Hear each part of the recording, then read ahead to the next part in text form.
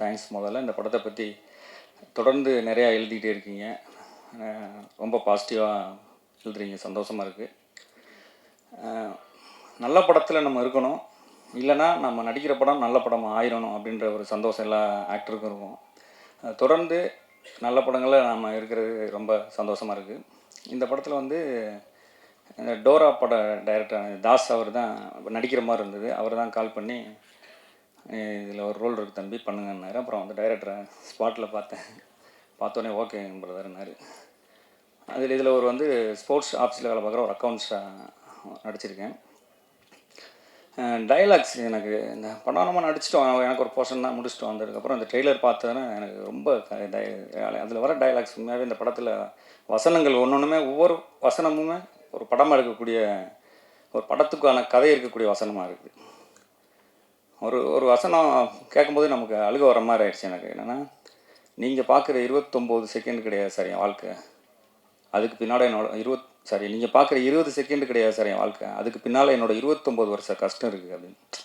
So இது வந்து நம்ம சினிமாவுக்கு வந்து வர்ற கஷ்டம், இது ஒவ்வொரு ப்ரொஃபஷன்லையும், சினிமா மட்டும் இல்லை, லைஃப்பில் அச்சீவ் பண்ணவங்க எல்லா பேருக்குமே இந்த வசனம் வந்து கனெக்ட் ஆகும். அப்புறம் வந்து ஒரு வீட்டில் உட்காந்து அவங்க சொல்லுவாங்க, நீங்கள் 2 பேரும் போய் நிம்மதியாக ஒரு வீட்டில் தூங்குற வரையும் இந்த கஷ்டம் தொடரும் பண்ண. இது மாதிரி வசனம் ஒவ்வொரு வசனம், இப்போ இந்த இவங்க மேடம் பேசக்கூட வசனம் சொன்னாங்க, உன் தலைமுறையிலே வாழ்க்கை மாறிடணும்ப்பா அப்படின்னு. எவ்வளோ ஒரு அற்புதமான வசனங்கள் எழுதிருக்கீங்க சார். உண்மையாகவே ரொம்ப சந்தோஷமாக இருக்குது சார் இந்த வசனங்கள் கேட்கும்போது. அப்புறம் ஹீரோ சார் அவர் அறம், காப்பி ரணசிங்கம்,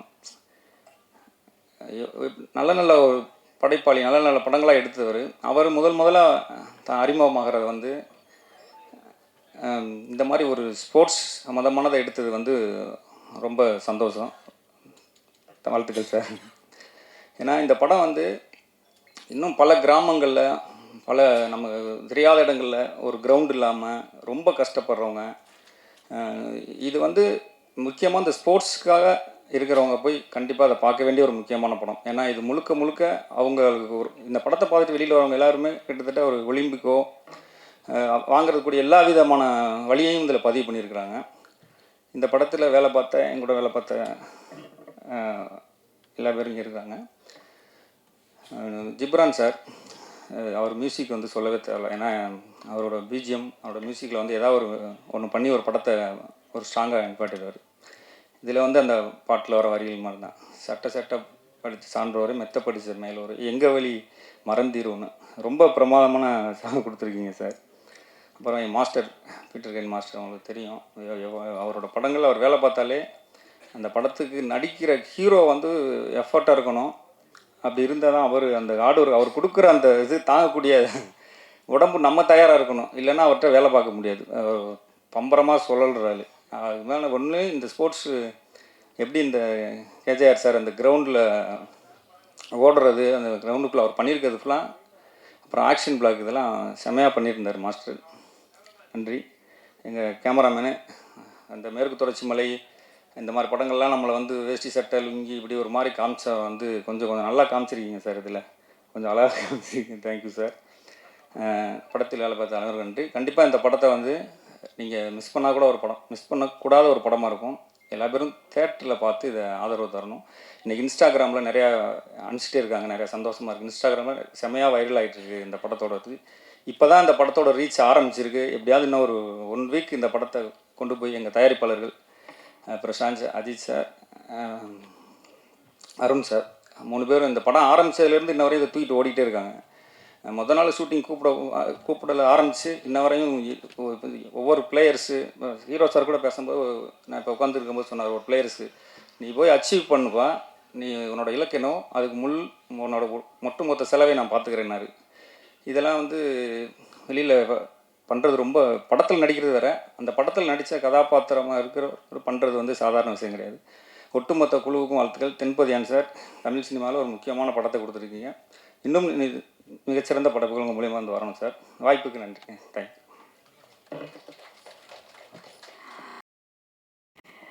வந்திருக்க அனைவருக்கும் வணக்கம். அங்கீகாரம் எனக்கு கிடைச்ச முதல் அடையாளம். இங்கே பிரசாத் லேபுக்கு நான் அடிக்கடி வருவேன். ஃபஸ்ட்டு அங்கே உட்காந்தேன்.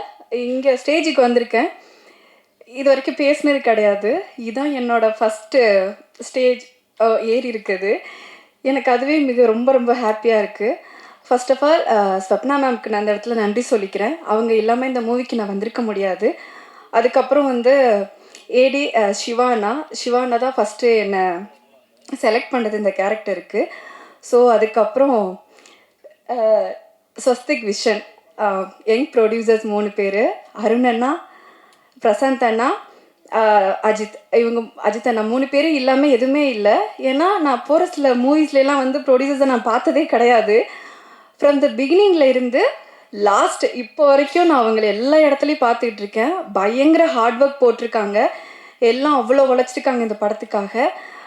அதுக்கப்புறம் வந்து ஜேபி சார், என் லைஃப்பில் வந்து நிறையா மூவிஸ் பண்ணியிருக்கேன். பட் எனக்கு அங்கீகாரம் கொடுத்த முதல் படம் அது ஜேபி சார்னால மட்டும்தான். நான் எப்பயுமே எல்லா இடத்துக்கும் போகும்போது ஃபஸ்ட்டு நான் ஜேபி சாரை தான் சொல்லுவேன். ஏன்னா எனக்கு இதில் அவ்வளோ பெரிய ஹோப் கொடுத்துருக்காங்க.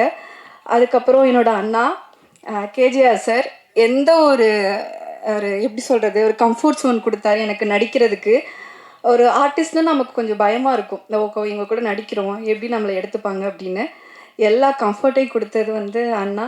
Thank you so much. என்னையெல்லாம் அவ்வளோ அழகாக தங்கமயில்னு கூப்பிட்ருப்பாங்க. எல்லாருமே சொன்னாங்க ஒன்று ரொம்ப அழகாக தங்கமயில்னு கூப்பிட்ருக்காங்க அப்படின்னு.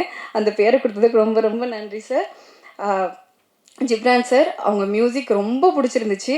எனக்கு என்ன ஒரு பெருமைனா, ஓகே இந்த மாதிரி ஆசான் கூடலாம் நம்ம ஒர்க் பண்ணியிருக்கோம் அப்படிங்கிறது ரொம்ப ரொம்ப பெருமையாக இருக்குது. டிஓபி சார் ரொம்ப எனர்ஜெட்டிக்காக இருக்கும். அந்த கம்ஃபர்ட் ஜோன் கொடுத்தாங்க. சில இடங்களில் வந்து டைரக்டர் சார் இல்லாத இடத்துல அவங்க இருக்கும்போது ஓ இன்னும் பண்ணுமா, இன்னும் நடி, இன்னும் அழுகு அப்படிலாம் சொல்லி எனக்கு நிறைய மோட்டிவேட் பண்ணாங்க. Thank you so much sir. அப்புறம் மாஸ்டர் பீட்டர்கின் மாஸ்டர், எவ்வளோ பெரிய லெஜெண்ட். அவங்க கூட ஒர்க் பண்ணுறதுல I'm really happy. And co artist இவங்க எல்லா கூட ஒர்க் பண்ணதில் ரொம்ப ஹாப்பி. எடிட்டர்னா ரொம்ப தேங்க்யூ. என்னை வந்து இவ்வளோ அழகாக எல்லாம் காமிச்சதுக்கு ரொம்ப ரொம்ப தேங்க்யூ ஸோ மச் எல்லாருக்கும். எல்லாருக்கும் வணக்கம். தேங்க்யூ. எஸ்பெஷலி பத்திரிக்கை நண்பர்கள் மறுபடியும் எங்களுக்கு வந்து சப்போர்ட் பண்ணதுக்கு, இந்த மாதிரி நல்ல படங்களுக்கு சப்போர்ட் பண்ணதுக்கு ரொம்ப ரொம்ப நன்றி. அண்ட் இங்கே வந்ததுக்கு ரொம்ப நன்றி. இந்த படம் வந்து எல்லோரும் சொல்கிற மாதிரி ஒரு based on a true life event. So நம்ம எக்ஸ்பெக்ட் பண்ணுற மாதிரி அந்த எக்ஸ்ட்ரீம்லி ஹீரோயிக் மூமெண்ட்ஸ், அந்த ட்ராமடைசேஷன், அந்த எக்ஸ்ட்ரா சினிமா வந்து இதில் வந்து காட்டாமல் ஒரு ட்ரூ டு லைஃபாக வந்து பண்ணி ஒரு இம்பார்ட்டண்ட்டான சப்ஜெக்டை பற்றி படம் பண்ணதுக்கு அண்ட் அதில் என்ன இன்க்ளூட் பண்ணதுக்கு very big thanks to JP sir. நான் வந்து நிறையா இன்டர்வியூ சொல்லியிருக்கேன், அவரோட ஒர்க் பண்ணுறது வந்து ஜனாஸோட ஒர்க் பண்ணுற மாதிரி இருக்குன்னு. பிகாஸ் எனக்கு படம் முழுக்க அந்த ஒரு ஒரு இம்பல்சிவ் வைப், ஒரு வந்து ட்ரூ டு ஹார்ட் வைப்பில் ஒர்க் பண்ண மாதிரி தான் இருந்தது. So I am just very grateful இந்த படத்தில் ஒரு பாட்டாக இருந்ததுக்கு. ஐ திங்க் நிறையா பேர் பேச வேண்டியிருக்கு, ஸோ ரொம்ப ஷார்ட்டாக வச்சுக்கிறேன். நான் வந்து கேஜிஆர் சார் பண்ணுறாருன்னு என் ஃப்ரெண்ட்ஸ் கிட்ட சொன்ன போது தேவை like, is it the same KGR, water transformation. இவங்களாம் வந்து 5 வருஷம் ஜிம் போனவங்க. ஸோ அவங்கள வந்து கொஞ்சம் லைட்டாக நீங்கள் ரொம்ப ஃபீல் பண்ணியிருப்பாங்கன்னு நினைக்கிறேன். நீங்கள் பண்ண ஹார்ட் ஒர்க் பார்த்து, ரிசல்ட்டை பார்த்து. It was very impressive. And Peter Hein master, நான் வந்து நினச்சி பார்க்கல இவரோ இந்த மாதிரி ஒரு பர்சனோட எனக்கு ஒர்க் பண்ண சான்ஸ் கிடைக்கும்னு. அண்ட் ஐ திங்க் இவரோட ஒரு படம் பண்ணால் ஒரு 5 படம் பண்ண மாதிரி. Very very fantastic. எல்லாரையும் சொல்லணும். கிப்ரான் சார் சொல்லவே தேவையில்லை, ஹீ இஸ் ஃபேபியுலஸ். இந்த பிளேலிஸ்ட் தான் எனக்கு லூப்பில் ஓடிட்டு இருக்கு இப்போது. பட் நான் படத்தில் ஒரு டைலாக் சொல்லியிருப்பேன். கடைசியில் நீங்கள்லாம் பார்த்தப்போ எங்களுக்கு உங்களை விட்டால் யார் இருக்காங்கன்னு. அதே மாதிரி இந்த படத்துக்கு உங்களை விட்டால் யார் இருக்காங்க. நீங்கள் வந்து இது வரைக்கும் சூப்பராக சப்போர்ட் பண்ணியிருக்கீங்க எங்களுக்கு. அண்ட் எஸ்பெஷலி இந்த மாதிரி young producers Arun, Prashanth, Ajith, where is Prashanth, Arun, Prashanth, Ajith, இந்த மாதிரி யங் ப்ரொடியூசர்ஸ் வந்து ஒரு ரொம்ப சீரியஸான சப்ஜெக்ட் மக்களுக்கு போக வேண்டும்னு ஒரு ரொம்ப சினிமேட்டிக்காக கமர்ஷியலாக சும்மா like punch of songs, punch of item நம்ம இதெல்லாம் பண்ணாமல் ஒரு முக்கியமான சப்ஜெக்டை எடுத்து சொல்கிறதுக்கு அந்த படம் ஹிட் ஆகணும். அது ஹிட் ஆச்சுன்னா தான் மறுபடியும் நல்ல படங்கள் வரும். அண்ட் நீங்கள் எப்போவுமே நல்ல படங்களுக்கு சப்போர்ட் பண்ணியிருக்கீங்க. நான் பண்ண எல்லாத்துக்கும் நீங்கள் சப்போர்ட் பண்ணியிருக்கீங்க. அண்ட் ஐ ஹோப் தட் நீங்கள் இந்த படத்தை பார்த்து உங்கள் ஹார்ட்டை டச் பண்ணி எங்களையும் ரொம்ப நல்லா சப்போர்ட் பண்ணீங்கன்னு நம்புகிறேன். Thank you very much. எல்லாருக்கும் வணக்கம். நான் ஷார்ட்டாக முடிச்சுக்கிறேன். பட் மெயின் விஷயம் என்னென்னா தேங்க்ஸ் உங்களுக்கு தான். பிகாஸ் நான் இங்கே அங்கீகாரம் டீம் சைட்லேருந்து நான் உங்களுக்கு தேங்க் பண்ணுறேன். பிகாஸ் இந்த ரிவ்யூஸ் வந்து இட் மென்ட் அ லாட். ஏன்னா கேஜிஆர் அவர் வந்து அவர் ப்ரொடியூசராக நான் ஒர்க் பண்ணியிருக்கேன். ஆரம் படம், அப்புறம் காப்பி ரணசிங்கம். அவர் நினச்சிருந்தா எந்த மாதிரி வேணால் ஒரு ஸ்கிரிப்ட் எடுத்திருக்கலாம்.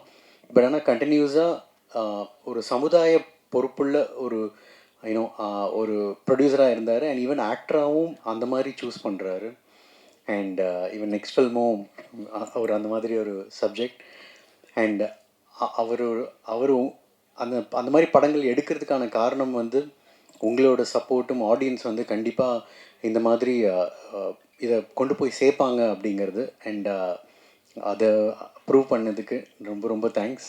அண்ட் இன்னொன்று என்னோடய டைரக்டர் சார்பாக நான் சொல்லிக்கிறேன்.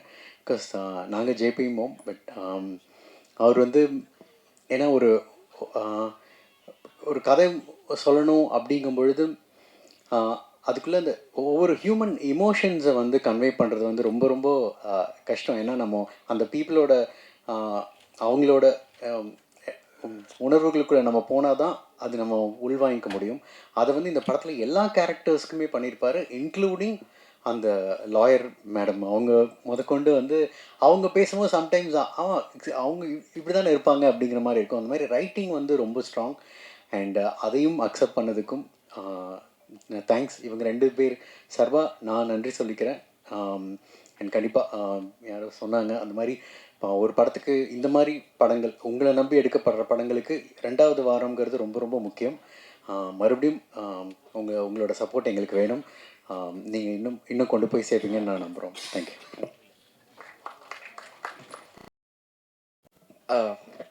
எல்லாருக்கும் வணக்கம். Specially I would like to thanks all press members. ஏன்னா எனக்கு ஜென்ரலி ஒரு புது படம் நான் பண்ணல கூட ஒரு புது படம் வரப்போகும்போது எனக்கு ஒரே ஒரு நம்பிக்கை, அந்த படம் எவ்வளோ நல்லா ஓடும், அது படம் கதை எப்படி இருக்கும் அப்படின்னு சொல்லிட்டு through the press and to the media சொல்லி நான் அதில் நிறைய இன்ஃபர்மேஷன் இருக்குது. ஸோ அங்கீகாரம் படம் வரப்போகும்போது I have confidence on the films. But என்னதுன்னா ஐ காட் நல்ல ரிவ்யூவாக வந்திருக்கு. பட் அதே நேரத்தில் வந்து ஏன்னா சில பேர் வந்து உண்மை சொல்ல போனால் நான் யாருக்கும் I am not offending any one. But சில படம் வந்து அவ்வளோ பெரிய படம் இருந்தால் கூட சப்போஸ் அவங்க சரி ஓடலன்னு நினச்சிங்க, அவங்க ப்ரெஸ்லேருந்து மீடியாவில் இருக்குது உண்மை சொல்லுவாங்க. So that is the truthful on their side. So அப்படி இருக்க போகும்போது இந்த அங்கீகாரம் படம் பற்றி I've seen them has spoken a very positive about the flip. என்னதுன்னா அது it's a new coming, it's a new hero. So அதை பற்றி வந்து நம்ம அவ்வளோ because he will grow up for sure. So அப்படி இருக்க போகும்போது I had a very சந்தோஷமான ஒரு விஷயம். தட் இஸ் ஒன் இஸ் அதுவே ஒரு வின்னிங் பாயிண்ட் இருந்தது எனக்கு ரொம்ப பிடிச்ச விஷயம். நான் கம்மிங் பேக் டு அங்கீகாரம் இட் வாஸ் ஆல் சர்ப்ரைஸ், எல்லாமே சர்ப்ரைஸாக இருக்குது. இப்போ நான் பேசுகிறது வந்து சப்போஸ் ஒரு படம் ரிலீஸ் பண்ணலை, அதுக்கப்புறம் நான் எது வேணும் பேசலாம், எப்படி வேணும் பேசலாம், that is not the point at this moment. ஏன்னா படம் ரிலீஸ் ஆயிடுச்சு, நீங்கள் என்ன நிறைய பேர் பார்த்துருக்கீங்க. So I'm just witnessing what it is today and the reasons why எதனால நம்ம வந்து இந்த படம் பற்றி பேசுகிறோன்னா பிகாஸ் தெர் ஆர் நிறைய பேர் இந்த படம் பற்றி ஒன்றும் தெரில. ஏன்னா because it's a newcomer. அதுக்கப்புறம் வந்து நாங்கள் வந்து உண்மை சொல்ல போனால் we are group of people who really hard work நாங்கள் including me and specially if you say means KGR which I call him தெய்வமே because he also called me தெய்வமே. there's a long term. ஏன்னா நாங்கள் வந்து ஒரு 25 வருஷமாக நாங்கள் பழக்கிறோம் brothers மாதிரி. ஸோ அதனால தான் அது பழகிட்டோம் லைக் பிரதர்ஸ். ஸோ அப்படி இருக்க போகும்போது when he committed this film எனக்கு வந்து நீங்கள் ஆக்சுவலி எந்த ஹீரோ பண்ண போகிறாங்க தான் நான் கொஞ்சம் கன்ஃபியூஸ் இருந்தேன். பட் ஆஃப்டர் த சம்டைம்ஸ் ஏன்னா நான் சொன்னேன், நான் எதுவுமே இந்த படம் வந்து டைரக்டர் வந்து ஸ்கிரிப்ட் நல்லா எழுதியிருக்காரு. But the very important strong point வந்து இஸ் அன் அத்லெட்டிக். அதேமாரியே அதுக்கு அந்த தகுதி அந்த ஓடுது. இந்த காலம் ஹீரோ வந்து it is very hard for the heroes to spend. அதாவது நம்ம வந்து மாத கணக்கு வருஷ கணக்கில் அது ட்ரைனிங், இந்த படத்துக்காக இவ்வளோ ட்ரைனிங் கொடுக்குறதுக்கு it is little practical issues ஒன்று இருக்குது அப்படி சொன்னேன். பட் அதுக்கப்புறம் கொஞ்ச நாளுக்கு அப்புறம் திடீர்னு தெய்வம் வந்து இந்த படம் வந்து அவரே பண்ணுறாருங்கிறாரு. So I was shock. I said தெய்வமே இட்ஸ் நாட் அ ஆர்டினரி நீங்கள் ஒரு சின்ன விஷயம் நீங்கள் எடுக்கிற மாதிரி நடிக்காதுங்க. ஏன்னா நீங்கள் வந்து ஏற்கனவே நீங்கள் பர்ஃபார்மன்ஸ் எனக்கு ப்ராப்ளம் இல்லை, எனக்கு டவுட் இல்லை. ஏன்னா டெய்லி வீட்டில் அதுக்கு மேலே பேசுவார். படத்தில் கொஞ்சம் சாஃப்டாக பேசுகிறார், வீட்டிலனா அதுக்கு மேலே பேசுவார், அதோட சூப்பராக பேசுவார். ஸோ அப்படி இருக்க போகும்போது எனக்கு அந்த இது கிடையாது. I don't have any doubt in that. But ஒரு ஒரு அத்லெட்டிக்னா அதுக்கு ஒரு தகுதி வேணும், அதுக்கு ஒரு ஸ்போர்ட்ஸ்மேனாக ஒரிஜினலாக இருக்கணும். இட் இஸ் நாட் ஓன்லி பாடி, அதாவது பாடி பில்டர் மட்டும் கிடையாது. ஸோ அப்படி இருக்கும்போது கொஞ்சம் கொஞ்சம், ஏன்னா நாங்கள் ஒரே அப்பார்ட்மெண்ட், அதாவது மேலே கீழே இருக்கான். கொஞ்ச நாள் ஷூட்டிங் போகும்போது திடீர்னு வந்து little by little I'm seeing his transformation. கேட்டால் எங்கே கேட்டாங்கன்னா எங்கள் ஒய்ஃப் செல்ல எங்கே செல்ல தேவர் இருக்காருண்ணா, இல்லை அவர் கிரவுண்டுக்கு போயிருக்காருண்ணா, அதுக்கப்புறங்க ஜிம்முக்கு போகிறேண்ணா, இப்படியே ரெகுலர்ண்ணா. The reasons why I'm saying this is, ஒரு ஒரு ப்ரொடியூசர் வந்து அவர் காசு போட்டு எங்கேருந்து காசு இருந்தால் படம் பண்ணுறதுக்கு ஈஸியாக இருக்கும். ஆனால் அவரே இந்த மாதிரி லைக் கஷ்டப்படுறாங்கன்னா, this is I'm telling this from my heart. நான் விட்னஸாக இருந்தேன். இந்த அங்கீகாரம் படத்துக்கு ஒரு நல்ல ஒரு பேர் இருக்குது, அவருக்கும் சேர வேண்டிய பேர் கரெக்டான பேராக இருக்குது. இந்த ஆங்கர் முன்னாடி சொன்னாங்களே, ஒரு குழந்தைகிட்டேருந்து அவங்க ஒரு ப்ரைஸு கொடுத்தா ஒரு அந்த மாதிரி வந்து he deserved this name, the title. ரொம்ப கோஇன்சிடென்ஸாக இருக்குது because of his hard work. ஒன்று. அதுக்கப்புறம் நான் ஏன் என்னோட பர்சனல் ஃபீலிங் நான் கொண்டு, ஏன்னா நீங்கள் சில பேர் படம் பார்த்துருக்கீங்க, பட் அது behind the scenes, behind the shooting spot scenes மட்டும் இல்லாமல் அதுக்கு behind their personal life, I was travelling along with them. So எனக்கு வந்து இது ரொம்ப சந்தோஷமான ஒரு விஷயம். So I just want to share this personally. காரணம் என்னதுன்னா, இந்த இன்ஃபர்மேஷன்ஸ் வந்து, ஏன்னா it is not only him, தெய்வம் மட்டும் அவங்க பண்ணல. டைரக்டர் வந்து ஒரு நல்ல நல்ல இன்ஃபர்மேஷன், சில விஷயம் வந்து நானும் வளர்ந்துட்டேன். நான் பாண்டிச்சேரியில் பிறந்தேன், பட் சென்னையில் தான் ஃபுல்லாக நான் வந்து வளர்ந்தேன். ஏன்னா அம்மா வேணும், பட் நான் வாழ்ந்தது வந்து சென்னை. இத்தனை வருஷம் இருக்கும், நான் இப்போ 50+ இருக்க போகும்போது சில விஷயம் எனக்கு தெரியல. அப்படி இருக்க போகும்போது அந்த டைரக்டர் வந்து he wrote it very well, ரொம்ப நல்லா எழுதியிருக்காரு. நல்ல நல்ல இன்ஃபர்மேஷன்ஸ், நல்ல நல்ல விஷயம்ல நமக்கு தெரியாத விஷயங்கள்லாம் இருக்கா. பட் தெரியாத விஷயம் வந்தது நம்ம வந்து எதுவுமே ஒதுங்குற விஷயம் கிடையாது. It's a daily life and daily like sports. இப்போ ஒரு ஒரிஜினல் ஸ்போர்ட்ஸ் சில்ட்ரன் எத்தனை ஸ்போர்ட்ஸ் மனுஷங்கள கஷ்டப்பட்டுருக்காங்க. நம்ம வந்து இன்னைக்கு பார்த்தா இந்தியாவில், Tamil Nadu, total all over India எவ்வளோ கிரவுண்ட்ஸ் இருக்குது, எத்தனை பேர் அதில் காலையில் வந்து ப்ராக்டிஸ் பண்ணுறாங்க. ஸோ அவங்களோட டெய்லி லைஃப் வந்து அவங்களோட பர்சனல்ஸ் வந்து சில விஷயம் இருக்கும். ஸோ அந்த மாதிரி இந்த படத்தில் வந்து அந்த கதை கொண்டு வரதுக்கு ஐ felt it's not a big films, but it is worth it to see the films. எதுக்குன்னா நம்ம டெய்லி லைஃபோட விஷயம் வந்து நம்ம தெரியுது. So it's hands off to the director, which you did very well. நான் உங்களை பாராட்டல, இன்றைக்கி நான் மனசாட்சி பாராட்டுறேன். ஸோ பிகாஸ் காரணம் என்னதுன்னா, எனக்கு கதை தெரியும், படம் பார்த்தேன், ஃபைட் எடுத்தேன், எடிட் பண்ணேன்.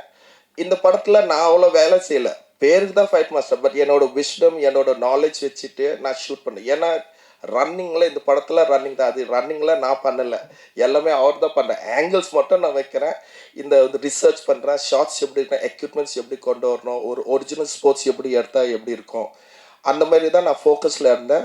Plus more researching is more. So அப்படி இருக்க போகும்போது எவ்ரி திங் விச் இஸ் தெய்வம் இஸ் டூயிங். சில டைம் வந்து why I'm saying worth to see this film is, பார்க்காதவங்கள பார்க்கணும். அது ஒரிஜினலாக நீங்கள் வந்து நான் சொல்கிறோட நீங்கள் படத்தை பார்த்தீங்கன்னா அவங்க ஓடு போகும்போது அது என்ன கஷ்டம். ஏன்னா நார்மல் வந்து அத்லெட்டிக் ஓடினா 200 மீட்டர்ஸ் ஓடினாக்கா ஒரு ரவுண்டு ஓடுவாங்க, அதுக்கப்புறம் வந்து ஈவினிங் ஓடும், இல்லை கொஞ்சம் நேரம் இருக்காது. பட் ஷூட்டிங் வந்து நம்ம ரிப்பிட்டேஷன் இருந்துனே இருக்கும். So like this kind of all this things, ஏன்னா அவங்க வந்து இந்த மாதிரி ஓடினா அவங்க மூச்சு வாங்கி தரணும், பட் லைட்டு போகுது, அதுக்கப்புறம் வந்து நம்ம டைம் இல்லை அப்படின்னு சொல்லிட்டு திரும்ப ஓடணும்.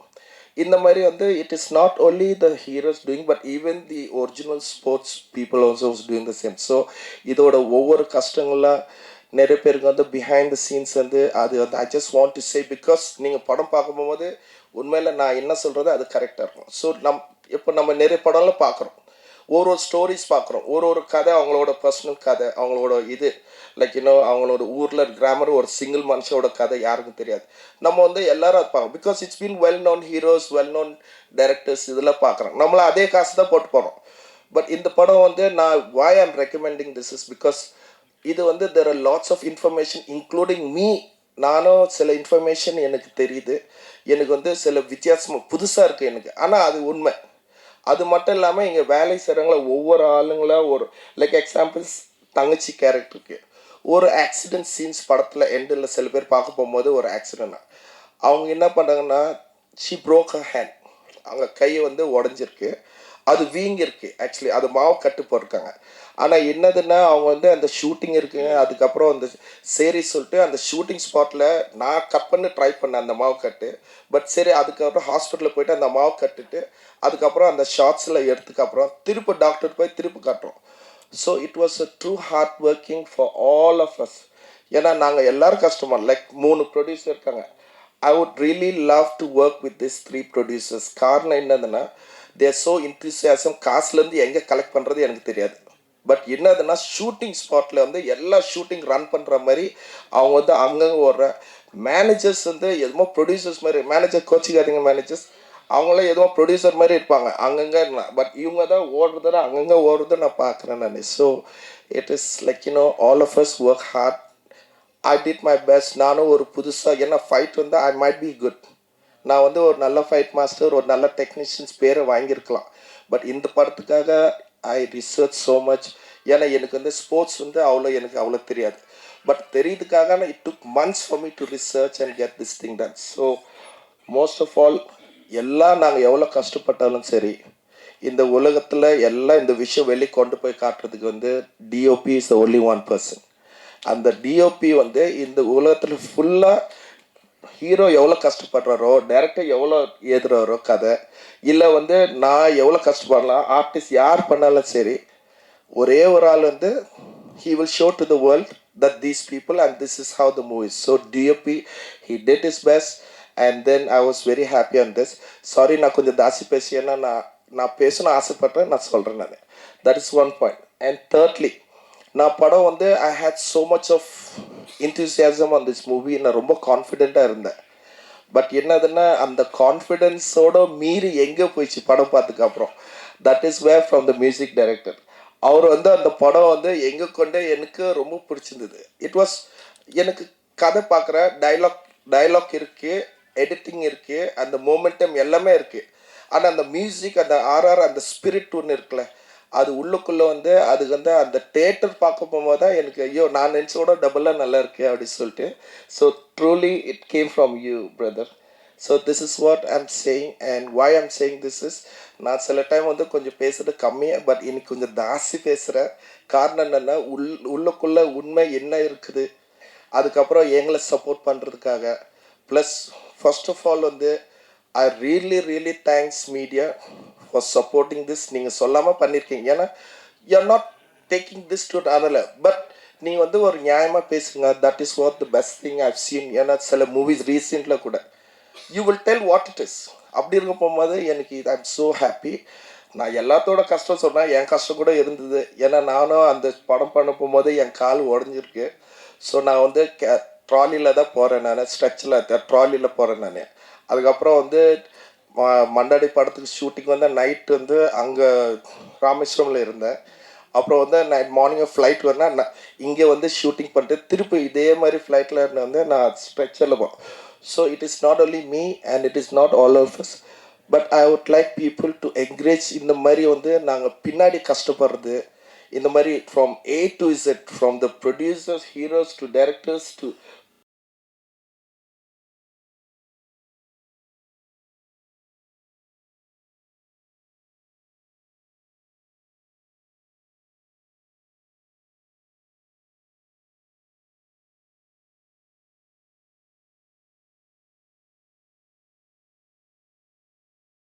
முதல்ல இங்கே வந்திருக்கிற எல்லா பத்திரிகை நண்பர்களுக்கும் ரொம்ப நன்றி.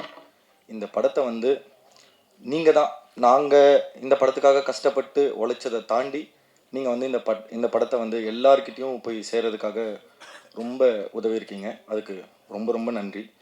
முதல்ல நான் இந்த இடத்துல நிற்கிறேன்னா இது வந்து நான் பல பேருக்கு நன்றி சொல்லணும். கொஞ்சம் டைம் எடுத்துக்கிட்டாலும் என்னை தப்பாக எடுத்துக்காதீங்க. இங்கே உட்காந்துருக்கிற மேடையில் உட்காந்துருக்கிற நண்பர்கள்லேருந்து என் வாழ்க்கையில் முதல்ல என்னுடைய அம்மா அப்பாவுக்கு நன்றி சொல்லிக்கிறேன், வாணி வெங்கட்டம். அப்புறம் என்னுடைய ஒய்ஃப்க்கு. அவங்களுடைய சப்போர்ட் இல்லைன்னா நான் இந்த இடத்துக்கு வந்திருக்க மாட்டேன். அதுக்கப்புறம் என்னோடய குருக்கள் மலர் மேம், ரமேஷ் சார், அப்புறம் வந்து என்னுடைய மில்டன் சார், சரவணன் சார், அப்புறம் திரு சார்.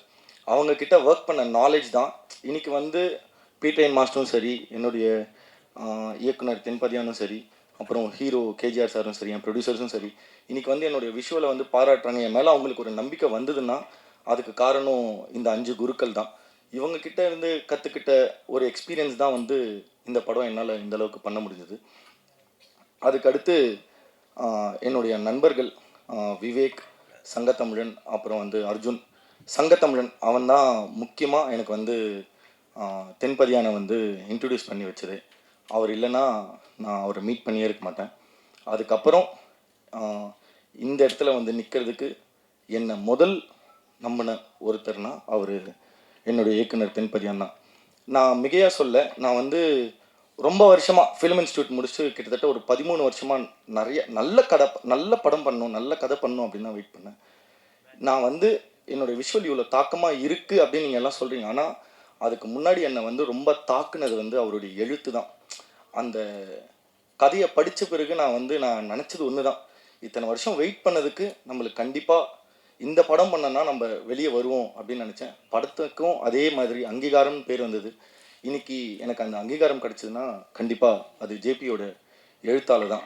அந்த எழுத்து இல்லைன்னா, ஏன்னா நான் அந்த எழுத்தை தான் நான் ரொம்ப நம்புவேன். ஏன்னா அந்த எழுத்து இல்லைன்னா, அது வந்து நம்மளை தாக்கலைன்னா என்னால் எதுவுமே பண்ண முடியாது. நான் இன்வால்வ் ஆனால் மட்டும்தான் அது என்ன அந்த ப்ரெசன்டேஷன் எனக்கு வரும். அது வரணும்னா அதுக்கு ஸ்கிரிப்ட் தான் ரொம்ப முக்கியம் அப்படின்னு நான் பண்ணேன். அது வந்து ஜேபி எக்ஸ்ட்ராடனரி. நான் வந்து அவர் எழுத்துக்களின் மாயாவி, மாந்திரிகன், என்ன வார்த்தை வேணாலும் சொல்லலாம், அது எதுவுமே பத்தாது. ஏன்னா அவருடைய எழுத்து அந்த மாதிரி இருக்கும், அவ்வளோ தாக்கமாக இருக்கும். அதுக்கு அடுத்து அவர் என்னை நம்பின பிறகு என்னை கூப்பிட்டு போயிட்டு 3 ப்ரொடியூசர்ஸ் கிட்ட காமிச்சேன். நான் ஃபஸ்ட்டு வந்து அவர் அஜித்தை தான் மீட் பண்ணேன். மீட் பண்ணோடனே பிரதர் என்ன பண்ணுறீங்க அப்படின்னாரு. நான் சொன்னேன் ஸோ. ஆனாலுமே வந்து ஜேபி தான் இல்லை இவர் பண்ணிடுவார் அப்படின்ற ஒரு நம்பிக்கை கொடுத்தாரு. அதுக்கப்புறம் டெஸ்ட் ஷூட் பண்ணேன். ப்ரொடியூசர்ஸ் எல்லோரும் 3 பேரும் பார்த்து என் ஸ்டோரிலாம் பார்த்துட்டு ஓகே பண்ண பிறகு டெஸ்ட் ஷூட் பண்ணேன்.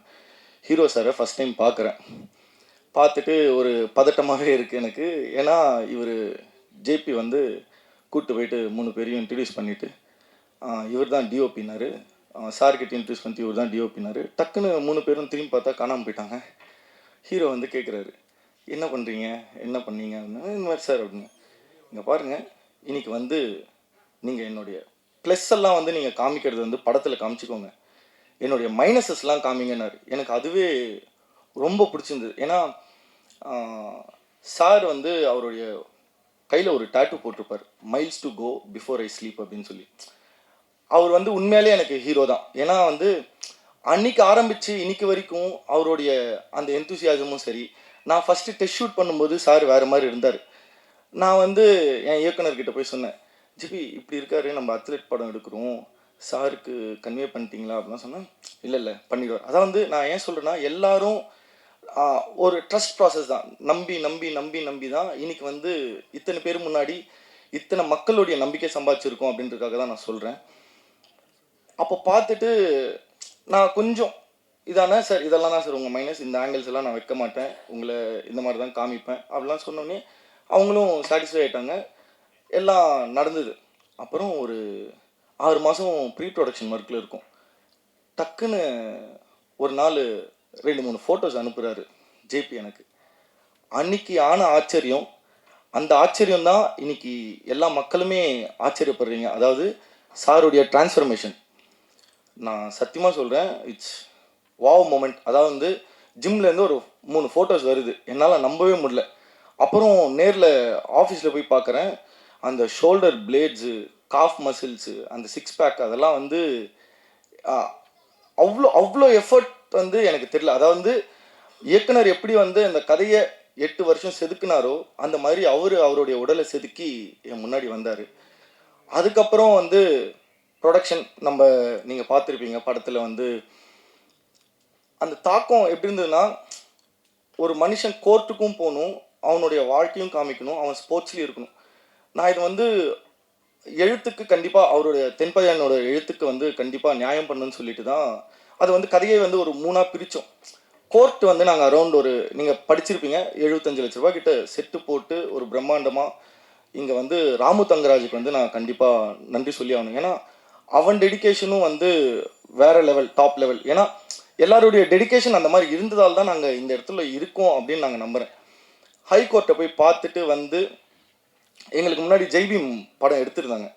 நாங்கள் வந்து அந்த படத்தை தாண்டி நாங்கள் எப்படி மிகையாக இருக்கணும், நாங்கள் அந்த படத்தை தாண்டி இவங்க ஒன்று பண்ணியிருக்காங்கடா, ஒரு புது டீமாக வந்தவங்க வந்து இவ்வளோ பெருசாக ஒன்று பண்ணியிருக்காங்க அப்படின்றதுக்கு வந்து எங்கள் ப்ரொடியூசர் சப்போர்ட் வந்து பயங்கரமாக இருந்தது.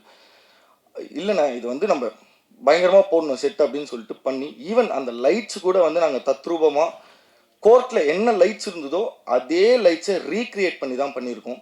அந்தளவுக்கு இதுவாக பண்ணோம். சரி, கோர்ட் வந்து இவ்வளோ ரியலாக இருக்கணும் அப்படின்னு ஒன்று பண்ணிட்டோம். ஓகே, அடுத்து ஒரு ட்விஸ்ட், லொக்கேஷன் பார்க்க போகிறோம். நல்ல அதான் வந்து எங்கள் சேலஞ்சே என்னென்னா, ஜன்னலே இல்லாத வீடுங்களை பார்க்கணும், ஜன்னல் இல்லாத வீட்டில் தான் நம்ம ஷூட் பண்ணோம் அப்படின்னு ஒன்று சொன்னேன். சரி பார்த்துக்கலாம் அப்படின்னு போனால் ஒரு 7க்கு 6 இல்லைன்னா 7க்கு 8 தான், 8 அடி தான் இருக்கும் அந்த வீடு. இயக்குனருக்கு வந்து அவர் எழுதும்போது அவர் ஒன்று விஷுவல் பண்ணி வச்சுருப்பார் இல்லைங்களா, அதை பார்த்துட்டு அந்த முட்டு, அதாவது படத்துலேயே ஒரு டைலாக் வரும், எங்கடா ஆதிரன் வீடு அப்படின்னா, அதுவும் அந்த முட்டு சந்தில் இருக்குது, அந்த டொக்கு சந்தில் இருக்குது அப்படின்னு ஒன்று சொல்லுவாங்க.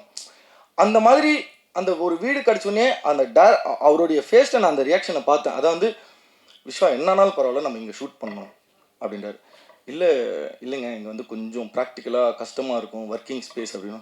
இல்லை விஸ்வா இது வந்து படத்தில் ரொம்ப பெருசாக தெரியும், நம்ம இங்கே தான் பண்ணணும் அப்படின்னு சொல்லி எனக்கு ரொம்ப நம்பிக்கை கொடுத்தவர் வந்து அவர் தான். கஷ்டப்பட்டோம், எஸ் ஆப்வியஸ்லி. ஃபஸ்ட் வந்து லைட் போயிட்டு வருவாங்க, ஆர்ட் டிபார்ட்மெண்ட் போயிட்டு வருவாங்க, அப்புறம் தான் நாங்கள் போவோம் அந்த மாதிரி.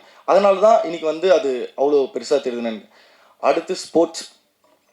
இங்கே என்னென்னா பீட்ரின் மாஸ்டர் வராரு, அவர் தான் ஸ்போர்ட்ஸ் பண்ண போகிறாருன்ட்டாங்க. அவ்வளோதான், மொத்தமே டீமுக்கும் எங்களுக்கும் ஒரு மாதிரி படபடன்னு ஆயிடுச்சு. ஏன்னா முதல் படம், ஃப்ரெண்ட்ஸ் எல்லாம் வந்து ஒர்க் பண்ணுறாங்க, அவர் ஒரு மாதிரி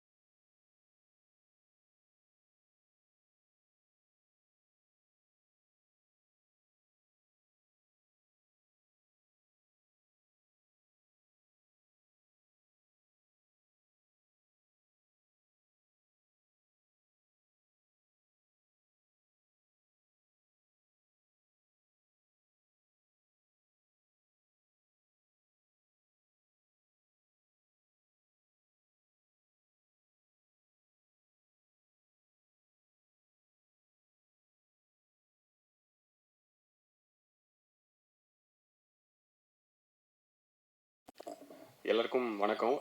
இது என்னோடய ஃபஸ்ட்டு படம். இங்கே எனக்கு மட்டும் இல்லாமல் நிறைய பேருக்கு இதோட ஃபஸ்ட்டு படம். ஸோ சின்னதாக தேங்க்ஸ் கார்டு மட்டும் போட்டு படத்துக்குள்ளே போயிடுறேன். என்னென்னா ஃபஸ்ட்டு எடிட்டர் கணேஷ் சிவா, அவர்கிட்ட தான் நான் வந்து அசோசியேட்டாக இருந்தேன். ஸோ என்னோடய சினிமா ஜேர்னி வந்து அவர்கிட்ட தான் ஆரம்பிச்சது. அவருக்கு என்னோடய முதல் நன்றி. ரெண்டாவது இன்னைக்கு வந்து கேஜிஎஸ் சாருக்கும் ப்ரொடியூசர்ஸ்க்கும். ஏன்னா நான் ஃபஸ்ட்டு கமிட் ஆனது வந்து சாரோட செகண்ட் ஃபிலிமுக்கு. அதில் வந்து ஒரு சின்ன போர்ஷன் எடிட் மட்டும் பார்த்துட்டு தேங்க்ஸ்ண்ணா. ஸோ அதில் ஒரு சின்ன போர்ஷன் எடிட் மட்டும் பார்த்துட்டு என்னை நம்பி அவரோட ஃபஸ்ட்டு படத்தையும் கொடுப்பார் அப்படிங்கிறது வந்து எனக்கு ரொம்ப சர்ப்ரைஸாக இருந்துச்சு. ஏன்னா ரொம்ப ஷார்ட் டைமு. ஸோ அந்த கால் எடுத்த அவங்களுக்கு வந்து செகண்ட் நன்றி. அண்டு மூணாவது தேங்க்ஸ் வந்து ஜேபி அண்ணன், டைரக்டரு. ஸோ என்னை பற்றி எதுவுமே தெரியாமல் இந்த படத்துக்குள்ளே நான் வந்ததும் என்னை நம்பி என் கூட ட்ராவல் பண்ணி நான் எடுத்த டிசிஷனுக்குலாம் வந்து சப்போர்ட்டாக இருந்தவர் அவர். ஸோ அவருக்கு மூணாவது நன்றி. கண்டிப்பாக என்னோடய ஃபேமிலி ஃப்ரெண்ட்ஸ் எல்லாருக்குமே இங்கே நான் தேங்க் பண்ணி ஆகணும். அண்டு டெக்னீஷியன்லாம் பார்த்தோன்னா நான் வந்து ஏதோ காலேஜில் வந்து ஒரு ஜூனியர் மாதிரி எனக்கு ஃபீல் ஆகும் அப்பப்போ. ஏன்னா இருந்த எல்லாருமே ரொம்ப பெரிய ஆட்களாக இருப்பாங்க. அண்டு ஜிப்ரான் சார், பிட்ரின் master, Sampath sir and Viswa bro எல்லாருமே ரொம்ப பெரிய ஆட்களாக இருப்பாங்க. எனக்கு வந்து ஒரு ஜூனியர் ஃபீல் அப்பப்போ வந்துகிட்டே இருக்கும். அவங்க கூடலாம் ஒர்க் பண்ணுறது வந்து ரொம்ப பெரிய விஷயம். அண்டு பீட்டரின் மாஸ்டர் செட்டில் உங்களோட எனர்ஜி பார்க்கும்போது எனக்கு ரொம்ப சர்ப்ரைஸாக இருந்துச்சு மாஸ்டர். ரொம்ப ரொம்ப நன்றி. அண்டு ஜிப்ரான் சார், ரொம்ப ஷார்ட் டைமில் பேக்ரவுண்ட் ஸ்கூலில் நீங்கள் பண்ண மேஜிக் வந்து படத்துக்கு வந்து பெரிய சப்போர்ட்டாக இருந்தது. ஸோ அதுக்கும் சாருக்கு நன்றி. அண்டு விஸ்வா ப்ரோ, அவரும் நானும் வந்து ஒரு சீனியர் ஜூனியர் மூட்லேயே இருப்போம். ஃபஸ்ட்டு ஒரு சின்ன கிளாஸில் ஆரம்பித்து அப்புறம் எங்களுக்குள்ள ஒரு நல்ல பாண்டிங் இருக்குது. ஸோ அவர் வந்து என்ன இன்புட்ஸ்னாலும் எடுத்துகிட்டு வந்து இப்படி ஒன்று பண்ணலாமான்னும் போது அங்கே ரொம்ப ஒரு கொலாபரேட்டிவாக அவருக்கு கொடுத்த ஸ்பேஸும் சரி, சில இடங்களில் நான் சொல்கிற சஜஷன்ஸ் வந்து ரொம்ப அவர் புரிஞ்சுக்கிட்டு இது ஓகே கரெக்டாக இருக்கும் அப்படின்ட்டு பண்ணதாகட்டும், அவருக்கும் ரொம்ப நன்றி. அண்டு அங்கீகாரம் வந்து ஒரு படமாக டபுள் ஜானர் படம் இது. ஆக்சுவலாக ஒரு 2 படம் நீங்கள் பார்க்குற மாதிரியாக இருக்கும். ஏன்னா இந்த பக்கம் பார்த்தீங்கன்னா ஸ்போர்ட்ஸ் இருக்கும், இந்த பக்கம் ஃபுல்லாக கோர்ட் இருக்கும்.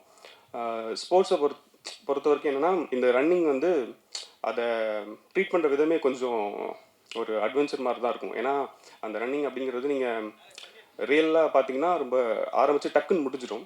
ஒரு ஃப்ராக்ஷன் ஆஃப் செகண்டில் 20 செகண்ட் முடிஞ்சிடும், அவ்வளோதான் இருக்கும். ஸோ அப்போ அதை வந்து லைக் சினிமாட்டிக்காகவும் சரி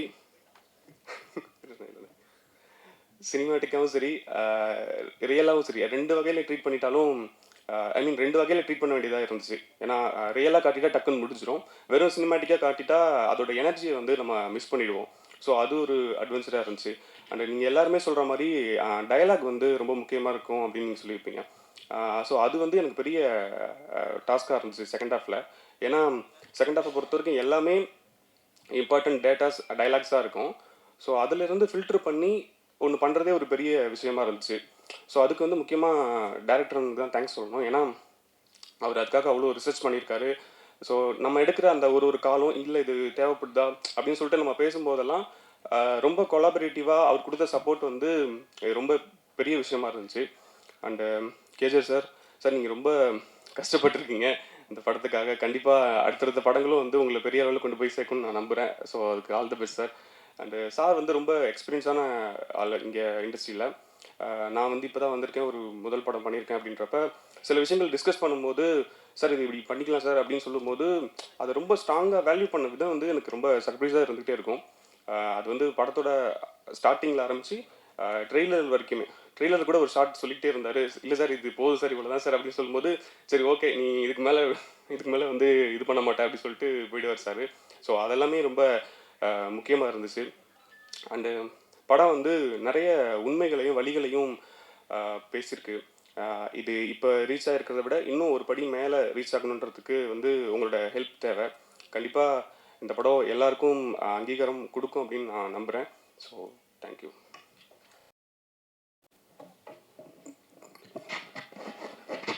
என் தாய்க்கும் தாய் தமிழுக்கும் நன்றி. வந்திருக்கிற அனைத்து பத்திரிகையாளருக்கும் ரொம்ப பொறுப்போட நான் ரொம்ப மகிழ்ச்சியோடையும் நன்றி சொல்லிக்கிறேன். இந்த படம் ஆரம்பித்த கதைக்கு முன்னாடி உங்களோட பங்களிப்பை பற்றி பேசி முடிச்சிட்றேன். இந்த படம் என்னவா ரிசீவ் ஆகுங்கிறதுல நிறைய டவுட் இருந்துச்சு எனக்கு. ஏன்னா நல்ல கதை பண்ணணுங்கிறதுல தெளிவாக இருந்து பண்ணி முடிச்சிட்டோம். ஆனால் இது மக்கள்கிட்ட கொண்டு போய் சேர்க்குறதுல என்னவா நடக்கும்னு கொஞ்சம் குழப்பம் இருந்துச்சு எனக்கு பர்சனலாக. எனக்கு மற்றவங்களுக்கு இல்லை, எனக்கு இருந்துச்சு. அதை நான் எதிர்பார்த்ததை விட ரொம்ப சூப்பராகவே சேர்த்துருக்குறீங்க. ஒரு ஒரு சின்ன இடத்துல கூட எங்களோட உழைப்பை குறைச்சி மதிப்பிடாமல் ரொம்ப அபரீதமாக கொண்டாடி கொண்டு போய் சேர்த்துருக்குறீங்க. எங்களுக்கு அதில் வந்து எந்த விதமான குறையுமே நீங்கள் வைக்கலை. வழக்கமாக நல்ல படங்களை அரவணைச்சு கொண்டு போவீங்க, அது இந்த படத்துக்கும் பண்ணியிருக்கிறீங்க. எங்களோட படத்தினுடைய இந்த இந்த ப்ரெஸ் மீட்டை இன்றைக்கி ஏன் பண்ணணும்னு ஆசைப்பட்டோம்னா, இந்த படத்தை இன்னும் கொஞ்சம் கொண்டு சேர்ப்பீங்கன்னு நாங்கள் நம்புகிறோம். ஏன்னா அடுத்த வாரத்தை டார்கெட் பண்ணி தான் நாங்கள் இன்னும் நிற்கிறோம். 2வது வாரம் இந்த படம் நிற்கிறதுங்கிறதே வந்து உங்களோட சப்போர்ட்னால தான்.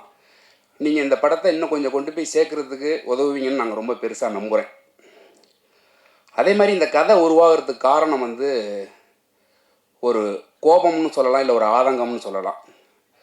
இவ்வளவு பெரிய இந்திய நாட்டில் விளையாட்டு மட்டும் ஏன் தனித்து விடப்பட்டிருக்கு, அது ஏன் யாராலும் கண்டுக்கப்படாமே இருக்குங்கிற கோபம் தான் இது. இது ஆக்சுவலாக உங்களுக்குமே இருக்கும் தான். நீங்கள் வந்து சில இடங்களில் கட்டுப்படுத்தப்படுவீங்க, அது இல்லைன்னா நீங்களும் இதை பேசியிருப்பீங்க தான். அப்படி உருவானது தான் இந்த கதை.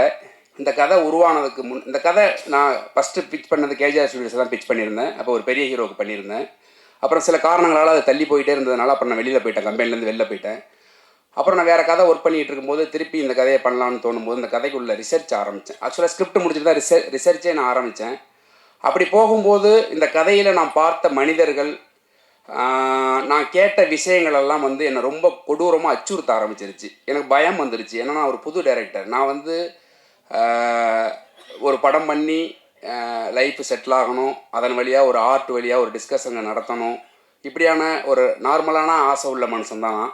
ஸோ இந்த படத்தை தொட்டோம்னா என்ன ஆகுங்கிற பயம் வந்துருச்சு. அப்போ இந்த படத்தை கைவிடலான்னு யோசிக்கும்போது விட்டுட்டு வேற ஒரு கதை எழுதிக்கிட்டு இருந்தேன். அப்புறம் திரும்ப யோசிக்கும் போது தான் தெரிஞ்சிச்சு இந்த கதையை நம்ம பண்ணலாம், யாருமே பண்ணக்கூடாதுன்னு. குற்ற உணர்ச்சி ரொம்ப டிஸ்டர்ப் பண்ண ஆரம்பிச்சிருச்சு. அப்புறம் திரும்ப எடுத்து ஆரம்பித்தேன். அதற்கப்புறம் இந்த கதைக்குள்ளே நிறைய ஹீரோக்கள் வந்தாங்க. காலமும் சூழலும் அது நிகழவே இல்லை. அதுக்கப்புறம் தான் என்னோடய ஹீரோ கேஜிஆர் இது உள்ளே வந்தார். அவர் ஹீரோவாக உள்ளே வந்ததுக்கப்புறம் இந்த கதையை வந்து இன்னும் எப்படியெல்லாம் மாற்றலாம், அவர் வந்து எங்கேயுமே வந்து எனக்கு இது வேணும் அது வேணும்னு அவர் இது வரைக்கும் என்கிட்ட கேட்டதே இல்லை. இந்த கதைக்கு முழு சுதந்திரம் எனக்கு இருந்துச்சு. தயாரிப்பாளர்கள் 3 பேரும் சரி, ஹீரோவாகவும் சரி. ஏன்னா நான் ஹீரோவாக எதுக்கு இதை சொல்கிறேன் அப்படின்னா, புதுசாக வர ஹீரோவுக்கு சில பயம் இருக்கும், இப்படிலாம் இருக்கலாம் இப்படிலாம் இருக்கலாம்னு. அவர் ஒரு 12-13 படம் பண்ணியிருக்கிறாரு. அப்படி இருக்கிறப்ப அவர்கிட்டேருந்து எனக்கு எந்த விதமான இடையூறும் இல்லை கதைக்கு. நான் கதையை ரொம்ப ஃப்ரீடமாக தான் பண்ணேன். அதே போல் இந்த கதையை வந்து இதுக்கப்புறம் இப்போ டேக்கப் பண்ணணும்னு சொல்லும்போது திருப்பி ஒரு 3-4 ஹீரோ போனோம். அதுக்கப்புறம் வந்து இவர் உள்ளே வந்ததுக்கப்புறம் நான் ஃபஸ்ட்டு போய் கதை சொன்னது பீட்டர் மாஸ்டர்கிட்ட.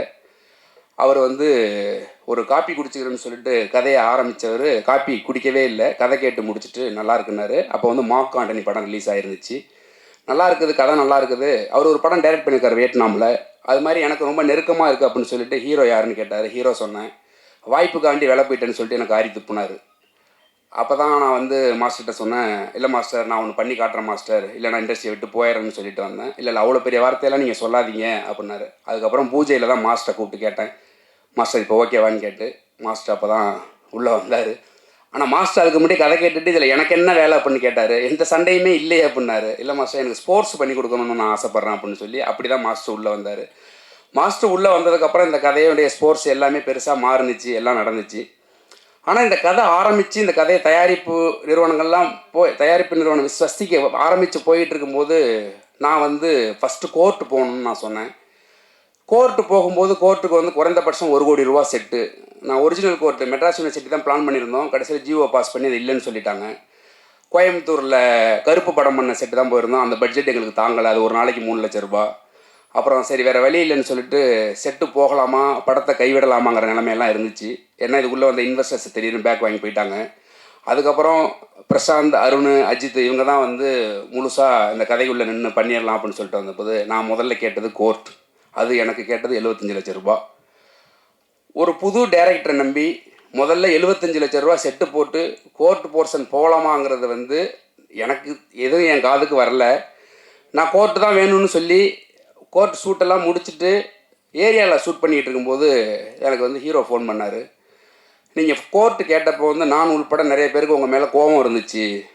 என்ன ஒரு புது டைரக்டர் வந்து எடுத்தோடனே கோர்ட் வேணும்னு கேட்குறாரு, அது 75 லட்ச ரூபா கேட்குறாரு, இது எப்படி சாத்தியம் அப்படின்னு நிறைய கோபம் இருந்துச்சு, நிறைய பேருக்கு இருந்துச்சு அப்படின்னாரு.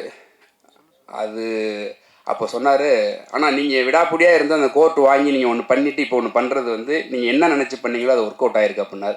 எனக்கு என்னென்னா பயம், எனக்கு வந்து நான் என் ஹீரோவை வந்து நான் ப்ரெசென்ட் பண்ணுறதை வந்து ஒருத்தங்க கூட ரிஜெக்ட் பண்ணக்கூடாதுன்னு ரொம்ப தெளிவாக இருந்தேன். அவர் தயாரிப்பார், அதெல்லாம் எனக்கு தேவையில்லாத விஷயம். என்னோட ஹீரோ, என் கதைக்குள்ளே இருக்கிற கதையினுடைய மாந்தன் நான் கொண்டாந்து மக்கள் முன்னாடி வைக்கும்போது அந்த ஹீரோவை யாருமே ரிஜெக்ட் பண்ணக்கூடாதுன்னு ரொம்ப தெளிவாக இருந்தேன். அப்படி இருக்கிறப்ப கேஜேஆருக்கு வந்து இது முதல் படம், அவருக்கு நடிப்பு எந்த அளவுக்கு இருக்குங்கிறதுல எனக்கு ஒரு சின்ன டவுட் இருக்கிறதுனால கதைப்படி 2வது பாகத்தில் வர கோர்ட்டை நான் முதல்ல ஷூட் பண்ணேன். சில நடுக்கம் தயக்கம் எல்லாத்தையும் நான் கோர்ட்டில் யூஸ் பண்ணேன். ஏன்னா கதைப்படி அவன் கோர்ட்டுக்கு போகும்போது பயப்படணும், நடுங்கணும். ஆனால் அதை ஷூட் பண்ணி அவரை எக்ஸ்பீரியன்ஸாக மாற்றி ஃபஸ்ட் ஹாஃபை செகண்டாகவும் செகண்ட் ஹாஃபை ஃபஸ்ட்டாகவும் நான் ஷூட் பண்ணேன். அதனுடைய அவுட்புட்டை இன்றைக்கி அவர் அனுபவிக்கிறார். அந்த அன்னைக்கு எனக்கு ஃபோன் பண்ணி சொன்னார், நான் அன்றைக்கி ஒரு வார்த்தை ஒன்று சொன்னேன், அந்த ரெக்கார்டிங்கோட நான் வச்சுருக்கிறேன், நான் இன்றைக்கி தான் டேரக்டராக நான் ஃபீல் பண்ணுறேன் அப்படின்னு சொல்லிட்டு நான் சொன்னேன். உங்களுக்கு ஞாபகம் இருக்கும்னு நினைக்கிறேன். அந்த மாதிரி இந்த கதையில் நிறைய சம்பவங்கள் நடந்திருக்குது. ஏன் இதை நான் குறிப்பிட்டு சொல்கிறேன் அப்படின்னா, அப்படி சின்ன சின்னதாக பார்த்து பண்ணி தான் இந்த படத்தை வந்து நாங்கள் ரொம்ப பொறுப்போடு தான் இந்த படத்தை கொண்டாந்து விட்டுருக்குறோம். அதே மாதிரி இந்த படத்துக்குள்ளே வந்த இன்வெஸ்டர்ஸ் பேக் வாங்கினதுக்கு அப்புறம் இவங்க 3 பேரும் அந்த படத்தை எங்கே போய் என்ன பண்ணாங்க, எதை விற்றாங்க, என்ன பண்ணாங்கன்னு தெரியாமல் தான் அந்த படத்தை நடத்தி முடிச்சிருக்கிறோம். இப்போ இந்த படம் வந்து உங்கள் முன்னாடி நாங்கள் கொடுத்துருக்குறோம். அதை நீங்கள் வந்து நாங்கள் எந்த அளவுக்கு பொறுப்போடு பண்ணமோ அதே பொறுப்போடு தான் நீங்கள் அணுகிருக்கிறீங்க. எனக்கு அதில் வந்து ரொம்ப சந்தோஷம் எனக்கு. அதே மாதிரி இந்த படத்துக்குள்ளே first Ghibran sir, technician wise இப்போ பேசுகிறேன். ஜிப்ரன் சார் உள்ளே வந்தது வந்து எனக்கு ப்ரொடக்ஷனில் கொடுத்த மியூசிக் டைரக்டர், வேறு மியூசிக் டைரக்டர். எனக்கு ஹைதராபாத் கதை சொல்ல போகணும், என் மூஞ்சி சரியில்லை, என்னை கூப்பிட்டு கேட்டாங்க ஏன் மோரை தொங்குதுன்னு. இல்லை நான் ஜிப்ரன் சார் பார்க்கணும் அப்படின்னு. அப்புறம் உடனே போங்க அப்படின்னாங்க. நான் ஜிப்ரன் சாரை போய் பார்த்தேன். எனக்கு கதை சொல்ல வராது, 10 நிமிஷத்துக்கு மேலே எனக்கு கை காலெலாம் உதற ஆரம்பிச்சிடும், கதை சொல்ல வராது. நான் 10 நிமிஷம் கதை சொன்னேன். கதை சொல்லி முடித்தோடனே அவர் ஒன்று சொன்னார், நீங்கள் கதை பண்ணியிருக்கிற லேண்ட்ஸ்கேப்பில் நான் 2 வருஷம் ஒர்க் பண்ணியிருக்கிறேன் என்ஜிஓவில் அப்படின்னாரு. என்னோடய வேலை எல்லாமே அங்கே முடிஞ்சிருச்சு. அதுக்கு அடுத்து 15 நாளில் எனக்கு ஷூட்டு, ஒரு அம்மா சாங் ஒன்று எடுக்கணும். அவர் ஒரு டீம் போட்டு ரொம்ப ஆர்வமாக அனுப்புனார். பட் எனக்கு வேறு சுச்சுவேஷனால் அதுக்கு முதல் நாளே நான் ஷூட் முடிச்சிட்டேன், அவர்கிட்ட நான் சொல்லலை. அப்புறமா சாங் அனுப்புனே, ஷூட் எங்கன்னாரு. மாஸ்டர் அண்ணா ஷூட் முடிச்சிட்டேண்ணே அப்படின்னு சொல்லிட்டு அந்த சாங்கில் இப்போ வரைக்கும் ஒரு கரெக்ஷன் கூட பண்ணலை. அந்த சாங் அப்படியே தான் யூஸ் பண்ணோம். அதுதான் செகண்ட் ஹாஃபில் ஒரு அம்மா சாங், பானுமதி சாங்கு. அதே போல் விஸ்வா இந்த கதைக்குள்ளே வந்தது வந்து அது ஒரு பெரிய ஃபாலோஅப்பு. வந்ததுக்கப்புறம் உள்ளதை மட்டும் பேசுவோம். விஸ்வா கதைக்குள்ளே வந்ததுக்கப்புறம் ஏன்னா ஏற்கனவே வேறு கேமராமேன், அதேமாதிரி கம்பெனியில் எனக்கு வேறு பெரிய கேமராமேன் கொடுத்துருந்தாங்க. இந்த பெரிய கேமராமேன்லாம் நான் வேண்டான்னு சொன்னதோ, மியூசிக் வேண்டான்னு சொன்னதோ வந்து நான் பெரிய இவன் அப்படிங்கிறதுக்காண்டி இல்லை. எனக்கு ஒரு பயம், கொஞ்சம் டிஸ்கஸ் பண்ணி ஒர்க் பண்ணணும், அந்த ஸ்பேஸ் இருக்குமா இருக்காதாங்கிற ஒரு பயம் தான், வேறு எதுவுமே கிடையாது. நான் எப்போவுமே எனக்கு வந்து பயம், ஒரு வேலை மீது பயம் இருக்கிற வரைக்கும் தான் நான் கிரியேட்டராக இருக்க முடியும்னு நம்புவேன். என்றைக்கு அந்த பயம் போய் அலட்சியம் வருதோ அன்றைக்கி நான் ஒதுங்கிடணும்னு நம்புகிற ஆள்னா. அந்த மாதிரி தான் விஸ்வாவை நான் உள்ளே கொண்டு வந்தப்போ வந்து ப்ரொடக்ஷனுக்கு கொஞ்சம் பயம் இருந்துச்சு. சரி ஓகே. அதே நேரத்தில் ஹீரோவும் வந்து ஒரு சின்ன டெஸ்ட் ஷூட் பண்ணணும்னு ஆசைப்பட்டார். அவரோட கான்ஃபிடென்ட்டுக்கு அந்த டெஸ்ட் ஷூட் ஒன்று ஸ்டுடியோவில் பண்ணும்போது அன்றைக்கி 2 பேருக்கும் டெஸ்ட் ஷூட்டு, ஹீரோவுக்கும் டெஸ்ட் ஷூட்டு, டிஓபிக்கும் டெஸ்ட் ஷூட்டு. அவர் ஷூட் பண்ணி இவரை பார்த்துட்டு, இவர் ஷூட் பண்ணுற அவர் பார்த்துட்டு அன்றைக்கி தான் டிசைட் பண்ணலான்னு சொல்லிட்டு போனோம். அன்றைக்கி போய் பார்த்துட்டு ஷூட்டெல்லாம் முடிச்சுட்டு நான் ப்ரொடக்ஷன்லேயும் ஹீரோட்டி சொன்னேன், இவர் தான் டிஓபி, முடிவு பண்ணுறேன்னா முடிவு பண்ணிக்க அப்படின்னு சொல்லிட்டு வந்துட்டேன். அது விஸ்வா அப்புறம் கேட்டான், என்னங்க அப்படி சொல்லிட்டு வந்துட்டீங்கன்னு. ஆமாம் அவ்வளோதான், முடிவு எடுத்தால் அவங்க எடுக்கட்டும், இல்லைனா வேறு மாற்றினா போகலாம் அப்படின்னு சொல்லிட்டு அவங்களுக்கு ரொம்ப பிடிச்சிருந்துச்சு ஒர்க்கு. விஸ்வா வந்தான். அதுக்குள்ளே விஸ்வா வந்து 2 பேருக்கும் நிறைய சண்டைகள் நடந்திருக்குது. அதெல்லாம் சேர்ந்து தான் இந்த அவுட்புட் வந்திருக்கு தான் நான் நம்புகிறேன். அதே போல் இந்த படத்துக்கு தினேஷ் வந்து இதே கம்பெனியில் இன்னொரு படம் போய்கிட்டு இருக்குது. இவர் தான் ஹீரோவை பண்ணுற படம். அந்த படத்தில் இருந்த எடிட்ரு. இந்த படத்துக்கு வேறு ஒரு எடிட்ரு வச்சுருந்தோம், சில காரணங்களால் பண்ண முடியாத சூழல்னால. அதுக்கப்புறம் தினேஷ் வந்தான். அருண் தான் என்கிட்ட கேட்டாப்புல, இந்த மாதிரி எடிட்டர் வர சொல்லியிருக்கிறோம் அப்படின்னா, வர சொல்லுங்கள், என்ன பண்ணணும் படம் பார்க்க சொல்லுங்கள் அப்படின்னு சொல்லிட்டு நான் போயிட்டேன். அவரை படம் பார்த்துட்டு தினேஷ் வந்தான். வந்து பார்த்துட்டு, முதல்ல உனக்கு கதை பிடிச்சிருந்தா ஒர்க் பண்ணுப்பா, இல்லைனா ஒர்க் பண்ணாதப்பா அப்படின்னு நான் சொன்னேன். அவன் மூஞ்சை இறங்க பார்த்தான், என்ன இருந்தாலும் இப்படி பேசுகிறான்னு. அப்போ கதை பார்த்து முடித்ததுக்கப்புறம் தினேஷ் வந்து, இல்லை நான் இந்த படம் நான் பண்ணுறேனே அப்படின்னு சொன்னான். திரும்பவும் சொல்கிறேன், எனக்காகவோ கம்பெனிக்காகவோ பண்ண வேண்டாம், உனக்கு கதை பிடிச்சிருந்து ஒர்க் பண்ணு. ஏன்னா நான் வந்து ஒரு வேலை செஞ்சேன் அப்படின்னா அது யாருக்காகவும் செய்ய மாட்டேன், நான் எனக்காக மட்டும்தான் செய்வேன். என்னோடய ஏடிஸும் அப்படி தான் இருப்பாங்க. எனக்கு திருப்திப்பட்டால் மட்டும்தான் அது வேலைன்னு நான் நம்புவேன். அந்த மாதிரி கேட்டப்போ அவன் பண்ணுறேன்னு சொல்லி வந்தப்போ எனக்கு ஒரு பெரிய சவால் இருந்துச்சு. நான் கிட்டத்தட்ட வந்து ஒரு 4 மணி நேரம் 20 நிமிஷம் ஃபுட்டேஜ் வச்சுருந்தேன் ரஃப் கட் பண்ணி. எனக்கு நான் பெத்த பிள்ளையை அடிக்கவே முடியாதுல்ல, எங்கேயுமே கட் பண்ணவே தோணலை. 4.5 நிமிஷம் பார்த்தா இண்டஸ்ட்ரியை விட்டு அனுப்பிடுவாங்க. அப்போ என்ன பண்ணுறதுங்கும் போது அந்த பழைய எடிட்டர் இந்த உலகத்துக்குள்ளே எனக்கு போக முடியலை சொன்னார். அது ரொம்ப புதுசாக இருந்துச்சு. அப்புறம் தான் தினேஷ் வந்து எப்படி கட் பண்ணலான்னு கேட்டான். நீ தானே எடிட்டர், நீ கட் பண்ணி காட்டுப்பா அப்படின்னேன். ஒரு வெர்ஷன் கட் பண்ணி காமிச்சான். அன்றைக்கி தான் என் பொண்டாட்டிட்டு வந்து நான் சொன்னேன், படம் நல்லா வந்துருண்டி அப்படின்னு. அவ்வளோ ஹோப் கொடுத்தான் தினேஷ். ஃபஸ்ட்டு படம், ஆல்ரெடி ஒரு படம் பண்ணிக்கிட்டு இருக்கிறான் அந்த கம்பெனியில். ஆனால் இது ஃபஸ்ட்டு ரிலீஸ் ஆனதுனால இது ஃபஸ்ட்டு படம். ஆனால் கமிட் ஆனது அந்த படம் தான். தினேஷ் அப்படி தான் இதுக்குள்ளே வந்தது. தினேஷ் வந்து ரொம்ப ஹோப் கொடுத்தான். நிறைய இடங்களில் என் பேச்சை மீறி நடந்துச்சு சில விஷயங்கள். பட் அது எல்லாமே இப்போ நல்லதாக நடந்ததுனால நம்ம அதை பற்றி பேச வேண்டாம். அதே போல் இந்த படத்துக்கு சம்பத் ஆழ்வார் தான் சவுண்ட் டிசைன். நான் வந்து கம்பெனியில் வந்து நான் ரொம்ப அடம் பிடிச்சி வாங்கினேன். ஏன்னா அந்த படத்தை கொஞ்சம் சவுண்டிங்காக நல்லா ஒர்க் பண்ணலான்னு எனக்கு ஒரு பெரிய கனவு இருந்துச்சு. அத்லட் படம் பண்ணுறோம், நிறைய படங்கள் வந்திருக்குது, சவுண்டுக்கு பெரிய ஃபோக்கஸ் பண்ண மாட்டாங்க, சவுண்டை விட்டுருவாங்க, சவுண்டோட வேல்யூ இங்கே ரொம்ப கம்மிங்கிறதுனால நான் காலா படம் பண்ணும்போது சவுண்டோட வேல்யூ தெரிஞ்சுக்கிட்டேன். அதனால் வந்து சவுண்டாக நல்லா ஒர்க் பண்ணுறதுக்காண்டி நான் வந்து சம்பத் ஆழ்வார் சார் கேட்டு வாங்கினேன். அவர் அங்கே பாலிவுட்டில் ஒர்க் பண்ணுறவர். அவரை கேட்டு வாங்கி அந்த படத்துக்கு நியாயம் சேர்க்குற அளவுக்கு அவர் எனக்கு பண்ணி கொடுத்தாரு. அவருக்கு திருப்பி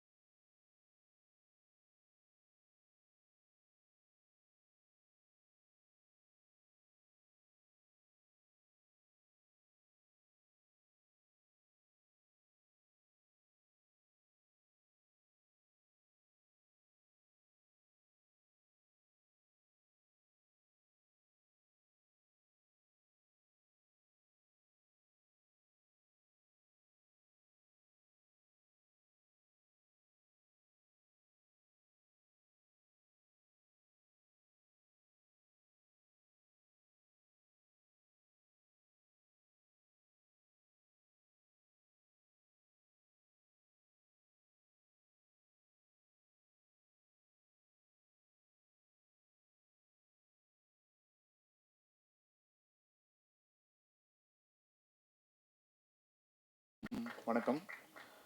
ஸ்வஸ்தி விசன்ஸ் எங்களோட ஃபஸ்ட்டு படம். எங்களோட ஹீரோ கேஜிஆர் சார் வந்திருக்காங்க. எங்களை நம்பி ஒரு 2 வருஷம் இந்த படத்துக்காக உழைச்சிருக்காங்க. ஆஸ் அ ப்ரொடியூசராக இருக்கும்போது அவர் கூட மேனேஜராக ஸ்டார்ட் பண்ணேன் என்னோடய கரியரை. இப்போ நான் இந்த ஸ்டேஜில் ப்ரொடியூசராக நிற்கிறேன். ஸோ அதுக்கு ஃபஸ்ட்டு தேங்க்யூ சார். செகண்ட் வந்து ஜேபி அண்ணா தென்பதியான், இந்த படத்தோட டைரக்டர். ஸோ அவரோட ஃபஸ்ட்டு டேட்லேருந்து இப்போ கூட அவர் கூட ட்ராவல் பண்ணிகிட்ருக்கோம். அவரோட எழுத்தையும் அவரோட விஷயங்களையும் நாங்கள் படமாக ஆக்கியிருக்கிறது ரொம்ப பெருமையாக இருக்குது. இந்த மாதிரி படங்கள் நாங்கள் எடுத்திருக்கோம் அப்படின்றது. ஸோ இது எப்படியாவது நீங்கள் கொண்டு போய் சேர்க்கணும்னு நம்புகிறோம். ஸோ அதுக்காக தான் இந்த ஸ்டேஜ். செகண்ட் திங் வந்து ஜிப்ரான் அண்ணா. ஸோ நான் ஒர்க் பண்ண படத்தில் எல்லா படத்துலையும் ஜிப்ரான் அண்ணா கூட ஒர்க் பண்ணியிருக்கேன். ஸோ ரணசிங்கம் அந்த மாதிரி படங்களுக்கு ஒர்க் பண்ணியிருக்கேன். ஸோ அப்போ இருந்து இப்போ வரைக்கும் ட்ராவல் ஆகிறதுக்கூடிய காரணங்கள் என்னென்னா, ஸோ அவர் ஈஸியாக வந்து அப்ரோச் பண்ண முடியும், பேச முடியும், ஓட் வாங்க முடியுன்ற நம்பிக்கை தான் அடுத்து வந்து பேசும் பொருளாக மாற்றிச்சு. ஸோ அவர் கூட அடுத்தடுத்து பயணிக்கணும்னு நினைக்கிறேன்னா. தேங்க்யூ ஸோ மச்ண்ணா. பீட்டர் மாஸ்டர், அவர் கூட எங்கள் ஆஃபீஸில் இருந்ததை விட அவர் வீட்டில் இருந்தது தான் அதிக நாட்கள் இருக்கும்னு நினைக்கிறேன்னா. அவர் எல்லா படங்களும் எல்லா ஜாம்பன்கள் கூடயும் அவர் ஒர்க் பண்ணியிருக்காரு. அவர் கூட ஒர்க் பண்ணுறதுல ரொம்ப சந்தோஷமாக இருந்தது. அதையும் தாண்டி பெரிய பயம் கூட இருந்தது, பொறுப்பும் இருந்தது. அவர் கூட ஒர்க் பண்ணுறோம். ஸோ அவர் கூட எப்படி ஹேண்டில் பண்ணணும், எப்படியெல்லாம் இருக்கணுன்றதை அவரை பார்த்து மேனேஜராக ஒர்க் பண்ணும்போது தெரியல. ஆஸ் அ ப்ரொடியூசராக அவர் கூட ஒர்க் பண்ணும்போது அவர் கேட்டதெல்லாம் கொடுத்துருக்குன்னு நினைக்கிறேன். ஸோ அவருக்கு கேட்டதெல்லாம் கொடுத்ததுக்கான காரணங்கள் என்னென்னா, அவர் இந்த படத்தை வந்து அடுத்த கட்டத்துக்கு கூட்டிகிட்டு போய் நிப்பாட்டிட்டார். Thank you so much Peter master. அடுத்தது விஸ்வானா. அவரோட விஷுவல்ஸ் என்னென்னா, எனக்கு ஃபஸ்ட்டு படம், எடிட்டர் சாருக்கு ஃபஸ்ட்டு படம், ஹீரோ சாருக்கு ஃபஸ்ட்டு படம், டைரக்டர் சாருக்கு ஃபஸ்ட் படம், எல்லாத்தோட ஃபஸ்ட் படமும் இதுதான். ஸோ எல்லோரும் போய் இந்த படத்தை கொண்டு போய் சேர்ப்பையும் நம்புகிறேன். Thank you so much. இங்கே வந்திருக்கிற மீடியா பீப்புள் எல்லாருக்கும் ஃபஸ்ட்டு வணக்கம். ஏன்னா இந்த படத்தை முக்கால்வாசி கொண்டு போய் சேர்த்ததுக்கு உங்கள் பங்கு தான் இதில் ரொம்ப இருக்குது. இங்கே வந்திருக்கிறதுல ஃபஸ்ட்டு நான் ரொம்ப தேங்க்ஸ் சொல்லணும்னா ஃபஸ்ட்டு ஜேபி அண்ணன். ஏன்னா அவர் வந்து ஃபஸ்ட்டு வந்து இது கதையாக சொல்லி நிறையா இன்வெஸ்டர்ஸ் வந்து வெளியில் போய் அதுக்கப்புறம் நாங்கள் பண்ணதுக்கான மெயின் ரீசன் வந்து அவரோட எழுத்து மட்டும்தான். ஏன்னா அவரோட எழுத்து வரிகள் வந்து அந்தளவுக்கு எல்லாரையும் இம்பேக்ட் பண்ணுச்சு. ஸோ நாங்கள் நிறையா ரிசர்ச் பண்ணி நிறையா ட்ராவல் எல்லா ஊருக்கும் வெளியில் போகும்போது ஒவ்வொரு ஸ்போர்ட்ஸ் பிளேயர்ஸும் எவ்வளோ கஷ்டப்பட்டிருக்காங்கன்றதை நாங்கள் கண்கூட பார்த்தோம். ஒவ்வொரு ஊர்லேயும் போய் நாங்கள் பார்த்தது. நிறையா ஷூட்டிங் ஸ்பாட்டில் நிறையா எங்களுக்கும் டேரக்டருக்கும் நிறையா மனஸ்தாபங்கள் நடந்தாலும் ஒரு ஒரு நல்ல படத்தை கொண்டு வந்து எங்ககிட்ட கொடுத்துட்டாருன்றதுக்கு நான் ஃபஸ்ட்டு ரொம்ப தேங்க்ஸ் சொல்லிக்கிறேன். ரெண்டாவது கேஜிஆர் எங்கள் அண்ணன். எங்கள் 3 பேருக்கும் அவர் தான் அண்ணன். நாங்கள் ஒரு மேனேஜராக ஆரம்பித்து எங்கள் லைஃப்பை நாங்கள் சினிமாக்குள்ளே ஸ்டார்ட் பண்ணும்போது எங்களுக்கு இப்படி ஒரு பாதையை ஏற்படுத்தி கொடுத்தது வந்து அண்ணன் மட்டும்தான். ஸோ அண்ணன் இல்லைன்னா நாங்கள் இல்லை. அது அவரோட கஷ்டங்கள் எல்லாத்தையுமே நாங்கள் கடந்த ஒரு 6-7 வருஷமாக வந்து நாங்கள் தொடர்ந்து அவர் கூட பார்த்துட்டே இருக்கோம். அவர் ப்ரொடியூசராக இருந்த டைம்லேயும் சரி, இப்போது ஹீரோவாக இருக்கிற இந்த டைம்லேயும் சரி, எவ்வளோ கஷ்டப்பட்டு முயற்சி பண்ணி ஒரு அங்கீகாரத்துக்காக நாங்கள் இங்கே போராடி வந்துட்டுருக்கோன்றதை நாங்கள் அவரோட இதை வந்து நாங்கள் கண்கூட பார்த்துட்டு இருந்தோம். ஸோ இந்த படத்தை வந்து நிறையா நேரங்களில் வந்து எங்களுக்கு இந்த இண்டஸ்ட்ரியில் வந்து எங்களுக்கு யாரும் இந்த படத்துக்கும் எங்களுக்கு வந்து அங்கீகாரம் கொடுக்கல. யாரும் எங்களை வந்து கை தூக்கி மேலே தூக்கி விடலை. நாங்களாக தான் முன்னேறி மேலே வர வேண்டிய சூழல் எங்களுக்கு உருவாயிருச்சு. இது எல்லோரும் ஷூட்டிங் ஸ்பாட்டில் நடந்த விஷயங்கள் எல்லாருமே பேசுவாங்க. ஆனால் இந்த படம் ரிலீஸ் ஆகுமா ஆகாதான்ட்டு கோர்ட்டுக்கு அலைஞ்ச எங்கள் 3 பேருக்கு தான் கோர்ட்டுக்கும் கேஸும் சரி, கோர்ட்டு கேஸுன்னு அலைஞ்ச நாட்கள் தான் அந்த கடைசி 3 நாட்கள் எங்கள் 3 பேருக்கு மட்டும்தான் தெரியும். அந்த அளவுக்கு இந்த படத்தை வந்து எவ்வளவோ முடக்கிறதுக்கு முயற்சி பண்ணாங்க. அதை மீறியும் நாங்கள் வெளியில் வந்திருக்கோம். அதுக்கு வந்து இந்த மீடியா பீப்புள்ஸும் நீங்கள் கொண்டு போய் சேர்த்த ஆதரவும் தான் எங்களுக்கு பெரிய மகிழ்ச்சியாக இருக்குது. நாங்கள் இன்னொன்று வேண்டி கேட்குற ஒரே ஒரு விஷயம் என்னென்னா, இந்த படத்தை இன்னும் கொஞ்சம் முயற்சி பண்ணி இன்னும் கொஞ்சம் நிறையா மக்களுக்கு வந்து இந்த படம் வந்து போய் சேரணுன்றதை நான் வந்து உங்ககிட்ட கேட்டுக்கிறேன். அண்ட் தென் மற்ற டெக்னீஷியன்ஸ் அண்ட் ஆக்டர்ஸ் எல்லாருக்குமே ரொம்ப நன்றி. அண்ட் பீட்டர்கெயின் மாஸ்டர் அருண் சொன்ன மாதிரி மாஸ்டரோட வீட்டில் இருந்த நாட்கள் தான் நிறையா.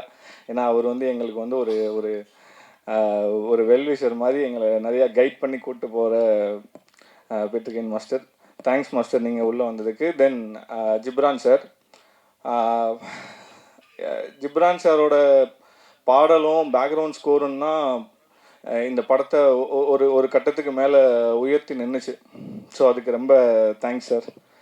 ஸோ மற்ற ஆர்டிஸ்ட் அண்டு விஸ்வானா அண்ட் எடிட்டர் தினேஷ் ரொம்ப தேங்க்ஸ். ஏன்னா நீ உள்ளே வந்ததுக்கப்புறம் தான் இந்த படத்தோட எல்லா மூமெண்ட்டுமே வேறு மாதிரி மாறிச்சு. So thank you so much. மறுபடியும் கேட்டுக்கிறேன், இந்த படத்தை இன்னும் கொஞ்சம் முயற்சி பண்ணி ஒரு மக்கள்கிட்ட கொண்டு போய் சேர்க்கறதுக்கு இன்னும் கொஞ்சம் முயற்சி பண்ணிங்கன்னா ரொம்ப சந்தோஷமாக இருக்கும். அடுத்தடுத்து மேலே மேலே நாங்களும் படம் பண்ணுறதுக்கு முயற்சி பண்ணுவோம். Thank you so much. வணக்கம் உங்கள் எல்லாருக்கும். நான் உங்களை வந்து சப்போர்ட் பண்ணுங்கலாம் கேட்க மாட்டேன். ஏன்னா ஆல்ரெடி நீங்கள் பயங்கரமாக சப்போர்ட் பண்ணிட்டீங்க. போன வித்த டிக்கெட்டெல்லாம் உங்களால் வந்த டிக்கெட் தான், வேறு யாரும் எனக்கு சப்போர்ட் பண்ணல. நம்பர் 1. நம்பர் 2, மீடியான்னு நான் சொல்லும்போது ஈவன் சில யூடியூப் சேனல்ஸ்லேருந்து ஆன்லைனில் எழுதுகிறவங்க அவங்க கூட இந்த படத்துக்கு எவ்வளோ சப்போர்ட் பண்ணாங்கன்னா அதுக்கு கமெண்ட்ஸ் வருது, என்ன காசு வாங்கிட்டியா இந்த படத்துலன்ட்டு. அதில் ஏதோ சினிவுட்ஸ் ஏதோ ஒன்று. அதுக்கு அவங்க சொல்கிறாங்க, உனக்கு டவுட்டாக இருந்தால் இந்த டிக்கெட்டை நான் திருப்பி கொடுக்குறேன் காசுன்ட்டு. அந்த அளவுக்கு இந்த படத்துக்கு மீடியா இருக்கிற எல்லா விஷன் ஆஃப் மீடியா எல்லாருமே இந்த படத்துக்கு அவ்வளோ பயங்கரமாக சப்போர்ட் பண்ணாங்க. அதுக்கு பயங்கரமான தேங்க்ஸ். மேடம் சொன்னாங்க வெற்றின்ட்டு. எனக்கு பொய் பேச தெரியாது, வெற்றியெல்லாம் கிடையாது, ஆவரேஜ் தான்.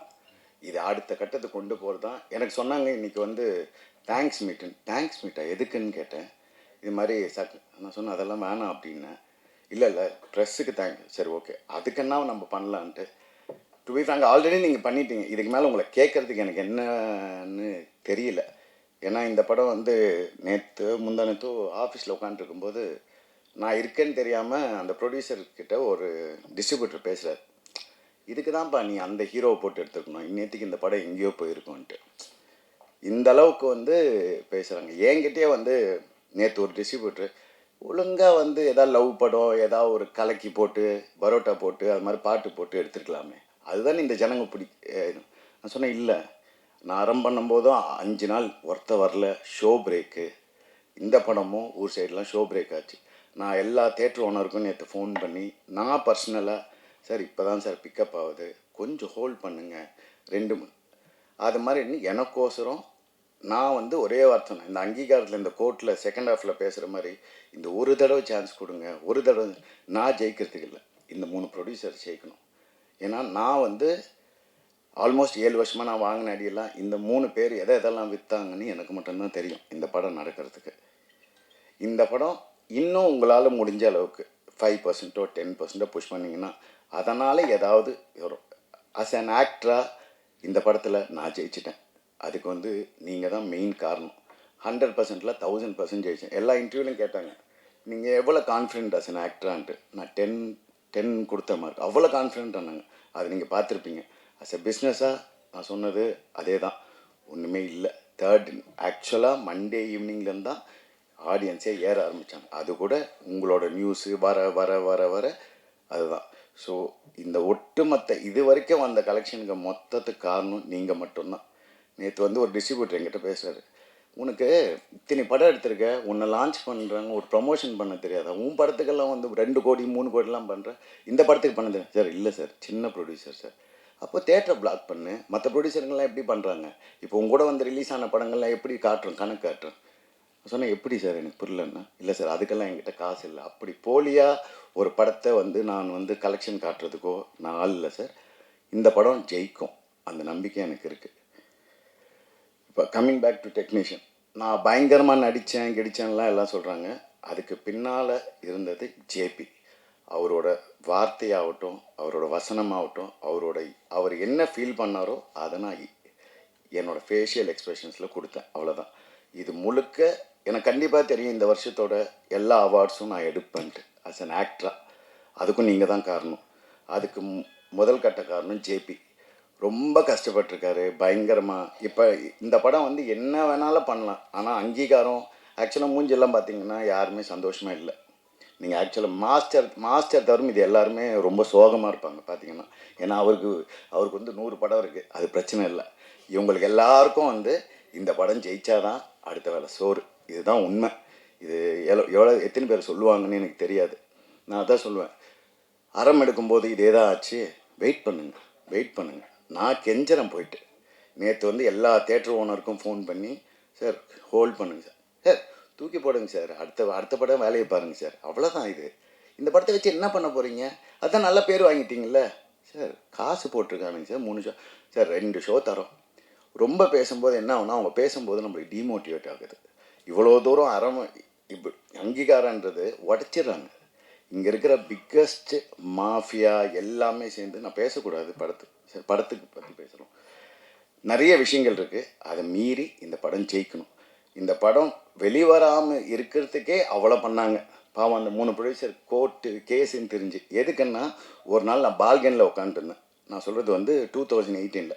அப்போ வந்து யாரோ வாங்கின கடனுக்கு வந்து என் சோஃபாவில் ஒருத்தர் உட்காந்து, சரி ஒரே ஒரு கையெழுத்து போடுங்க, எனக்கு பேங்க்கில் லோன் வேணும், உங்களோட கேரண்டி கேட்டாங்கன்னு. அப்படியா, சரி என்னடா இவ்வளோ கேட்குறானேன்ட்டு சும்மா கேரண்டி போட்டேன். எதுக்கு? அவங்க லோன் வாங்குறதுக்கு. அந்த கையெழுத்தை வச்சு இந்த படத்தை நிறுத்தினாங்க. அப்படிப்பட்டவங்கெல்லாம் இந்த இண்டஸ்ட்ரியில் இருக்காங்க.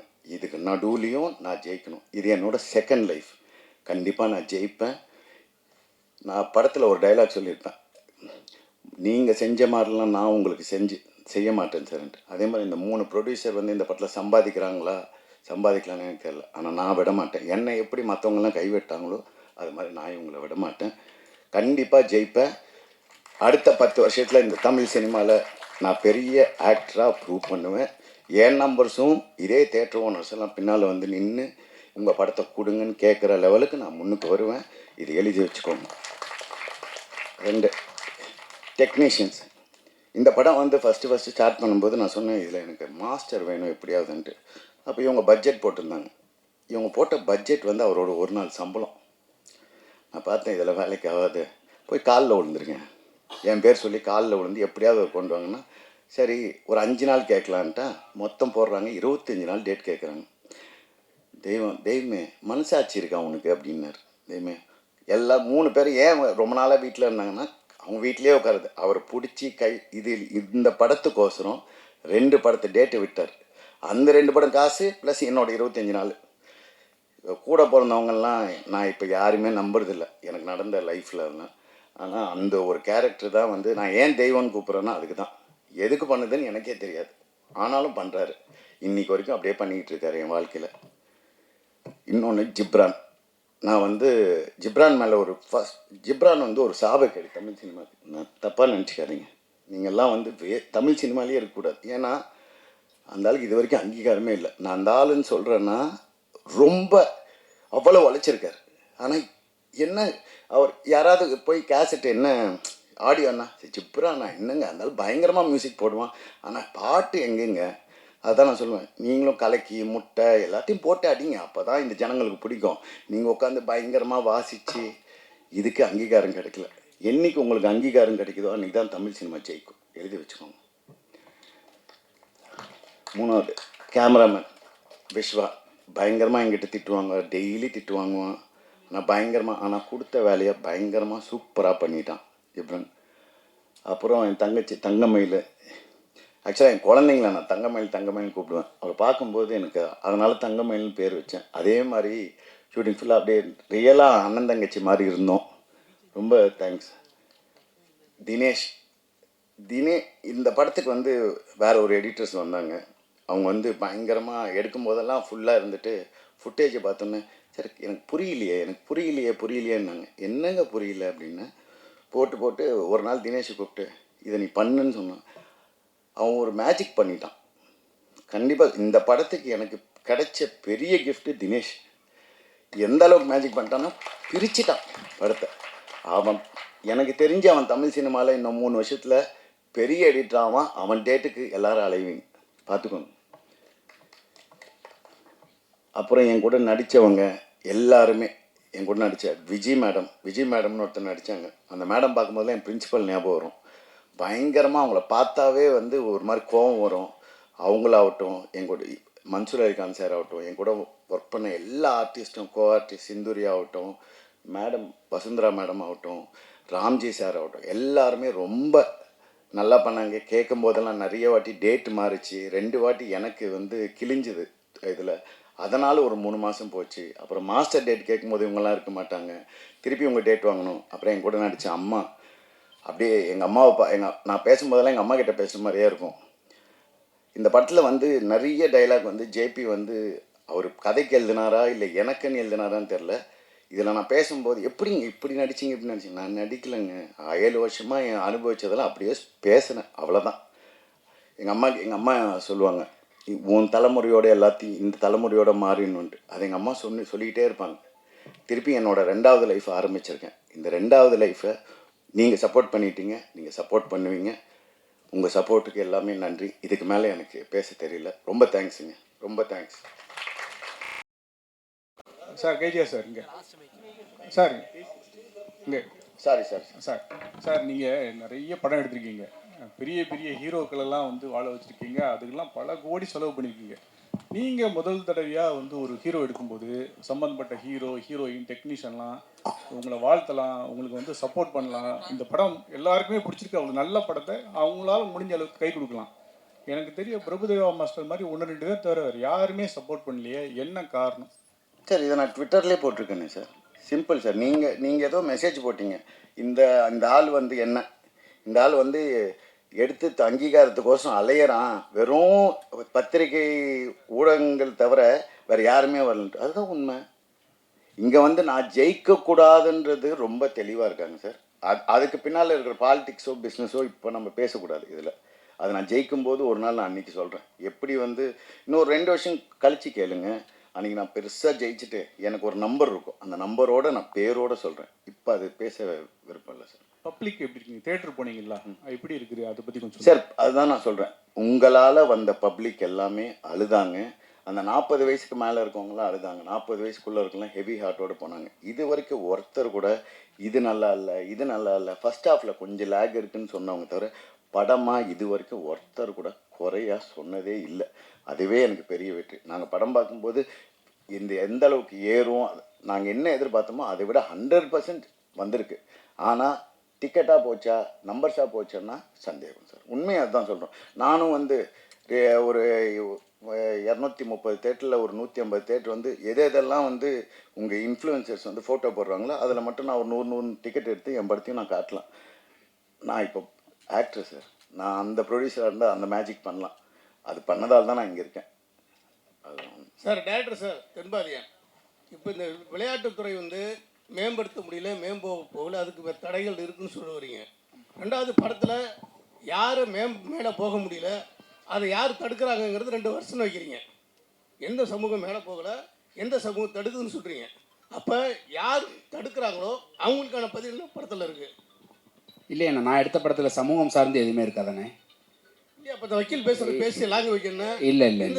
இல்லைண்ணா. ஒரு அரசாங்கத்துக்கும் மக்களுக்கும் விக்டிம் பப்ளிக், அக்யூஸ்டு கவர்மெண்ட், அப்படி தான் இருக்கும்ண்ணா கதை. அப்போ லேடியை வக்கீல் பேசுகிறாங்கல்ல, அவங்களோட லாங்குவேஜ் எப்படி பதிவு பண்ணுறீங்க? அது அவங்க லாங்குவேஜ்னு. அவங்க வந்து தமிழ்நாடு கவர்மெண்ட்டினுடைய அட்வொகேட் ஜெனரல். இதில் வந்து ஒரு எக்கனாமிக் வேரியேஷன் தான் பேசியிருப்பேன். காசு இல்லாதவங்களுக்கும் காசு இருக்கிறவங்களுக்குமான போராட்டம் தான் அது.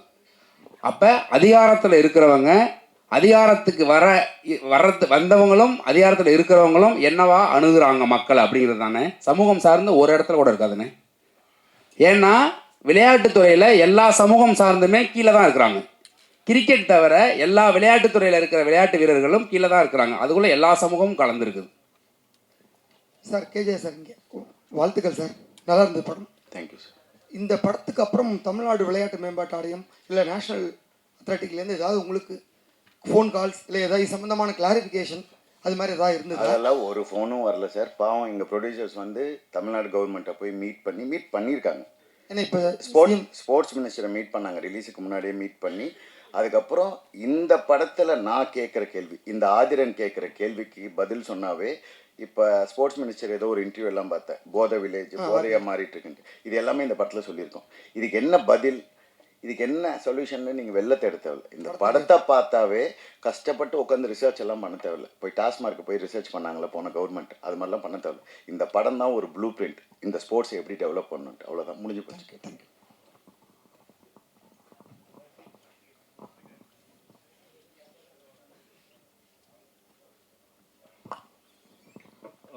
வாழ்த்துக்கள் KGR sir. I think this is a very important film. ரொம்ப ரொம்ப நல்லா இருந்தது படம். இது தமிழ் சினிமாவில் ரொம்ப தவிர்க்க முடியாத ஒரு படமாக நாங்கள் கருதுகிறோம். நம்ம மட்டும்தான் சார் நீங்கள் மட்டும்தான் கருதுறீங்க?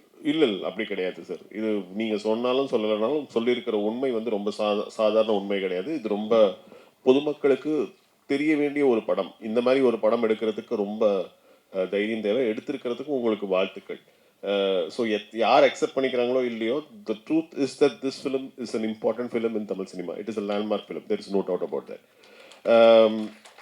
என்னுடைய கேள்வி வந்து டைரக்டருக்கு, இந்த மாதிரி கோவம் நீங்கள் சொல்லும்போது, நீங்கள் பேசும்போது இந்த படம் வந்து கோவத்தினுடைய ஒரு வழிபாடு அப்படின்னீங்க. இங்கே இருக்கிற எல்லாருக்கும் அந்த கோவம் இருக்குது.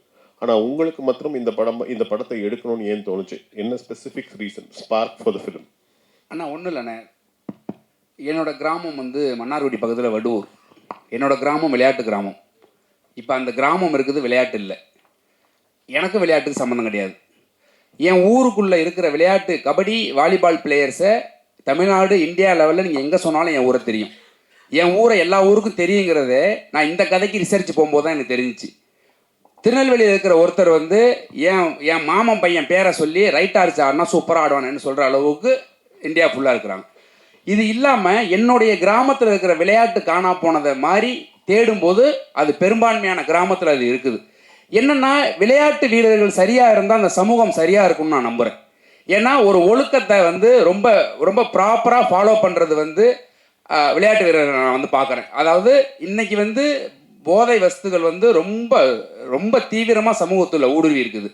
அதை ஒரு மினிமமாக வந்து ஓரளவுக்கு கட்டுக்கோப்பில் இருக்கிற ஒரு டிபார்ட்மெண்ட்னா ஸ்போர்ட்ஸில் இருக்கிற பசங்க தான் அதை நோக்கி நகராமல் இருக்கிறாங்க. நீங்கள் வந்து கைவிட்டு எனக்கு முதல்ல அந்த 2-3 இடத்துல கூட எனக்கு ஃபோன் பண்ணி பேசினாங்க. ஒரு அண்ணன் கூட போன மீட்டில் கேட்டாங்க, ஸ்மோக்கிங் கார்டு ட்ரிங்கிங் கார்டு போடலை அப்படின்னு.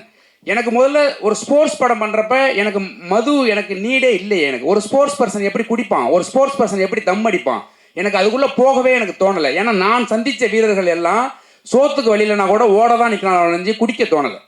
அப்படி இருக்கும்போது எனக்கு அது இதுதான் இந்த ஸ்பார்க்கு இங்கேருந்து ஆரம்பிச்சது தானே அது. சார் கேஜிஆர் சார், இப்போ நீங்கள் பேசும்போது சொன்னீங்க இன்ஃப்ளூயன்சருக்கு வந்து நான் வந்து எதுவுமே வந்து பண்ண முடியாது அப்படின்னு சொன்னீங்க. சமீபத்தில் வந்து ஹிட்டான ஒரு சில படங்கள் வந்து இன்ஃப்ளூயன்சரை வச்சு அதை ப்ரொமோஷன் பண்ணினதுனால தான் பெரிய ஹிட் ஆகிருக்கு. நீங்கள் என்ன நான் சொல்லவே இல்லை சார், எனக்கு புரியல சார். இப்போ இன்ஃப்ளூயன்சரை வச்சு நீங்கள் வந்து நான் இது பண்ண என்னால் முடியாது, அதுக்கான என்கிட்ட சோர்ஸ் இல்லை அப்படின்னு இல்லை அவர் சார் சொன்னது என்னன்னா, ஒருத்தர் கமெண்ட்ல வந்து எவ்வளோ காசு வாங்கினீங்கன்னு சொன்னார், அதை நீங்கள் ப்ரூவ் பண்ணீங்கன்னா நான் ப்ரூவ் பண்ணுறேன் அப்படின்னு சொல்லிட்டு படத்தினுடைய பெருந்தன்மையை சொன்னாங்க. படம் அவ்வளோ நல்லா இருக்குது, எனக்கு அது காசு வாங்க வேண்டியது இல்லை அப்படிங்கிற மீனிங்ல சொன்னாங்க. அந்த இன்ஃப்ளூயன்சரு, அந்த சோகால்டு இன்ஃப்ளூயன்சர் ட்ரெண்ட் ஷூட்டுன்னு நினைக்கிறேன். ட்ரெண்ட் ஷூட் என்ன சொல்கிறாங்க, நீ போய் படத்தை பாரு, படம் நல்லா இல்லைனா நான் டிக்கெட் கொடுக்குறேன்னு சொன்னாப்புல. Okay sir. இப்போ ஒரு சில படங்கள் வந்து இன்ஃப்ளூயன்சரை வச்சு தான் பெரிய ஹிட் ஆகிருக்கு அந்த படங்கள். ஓகே, அது மாதிரி நீங்கள் வந்து இந்த படங்களுக்கு வந்து நீங்கள் வந்து ப்ரொமோஷன் பண்ணுனா நீங்கள் போட்ட காசு வர்றதுக்கான வாய்ப்பு இருக்குமா சார்? அப்படி ஸ்கேம் பண்ணி இந்த நல்ல படத்தை நான் தப்பாக காட்ட விரும்பலை சார். நான் ரணசிங்கமோ அறமோ நான் அப்படி பண்ணல. மீதி படம் நீங்கள் என்ன கேட்டிங்கன்னா நான் பண்ணேன்னு சொல்லுவேன், ஒத்துப்பேன். ஆனால் இந்த படம் அதுக்குள்ளே வர சப்ஜெக்ட் இல்லை சார். இந்த படம் உண்மையாக ஜெயிக்கணும், உண்மையான மக்கள் பார்க்கணும். பார்த்த ஒரு 1000 பேர் பார்க்குறாங்கன்னா 1000 பேரில் 999 எல்லாமே படத்தை நல்லா தான் சொன்னாங்க.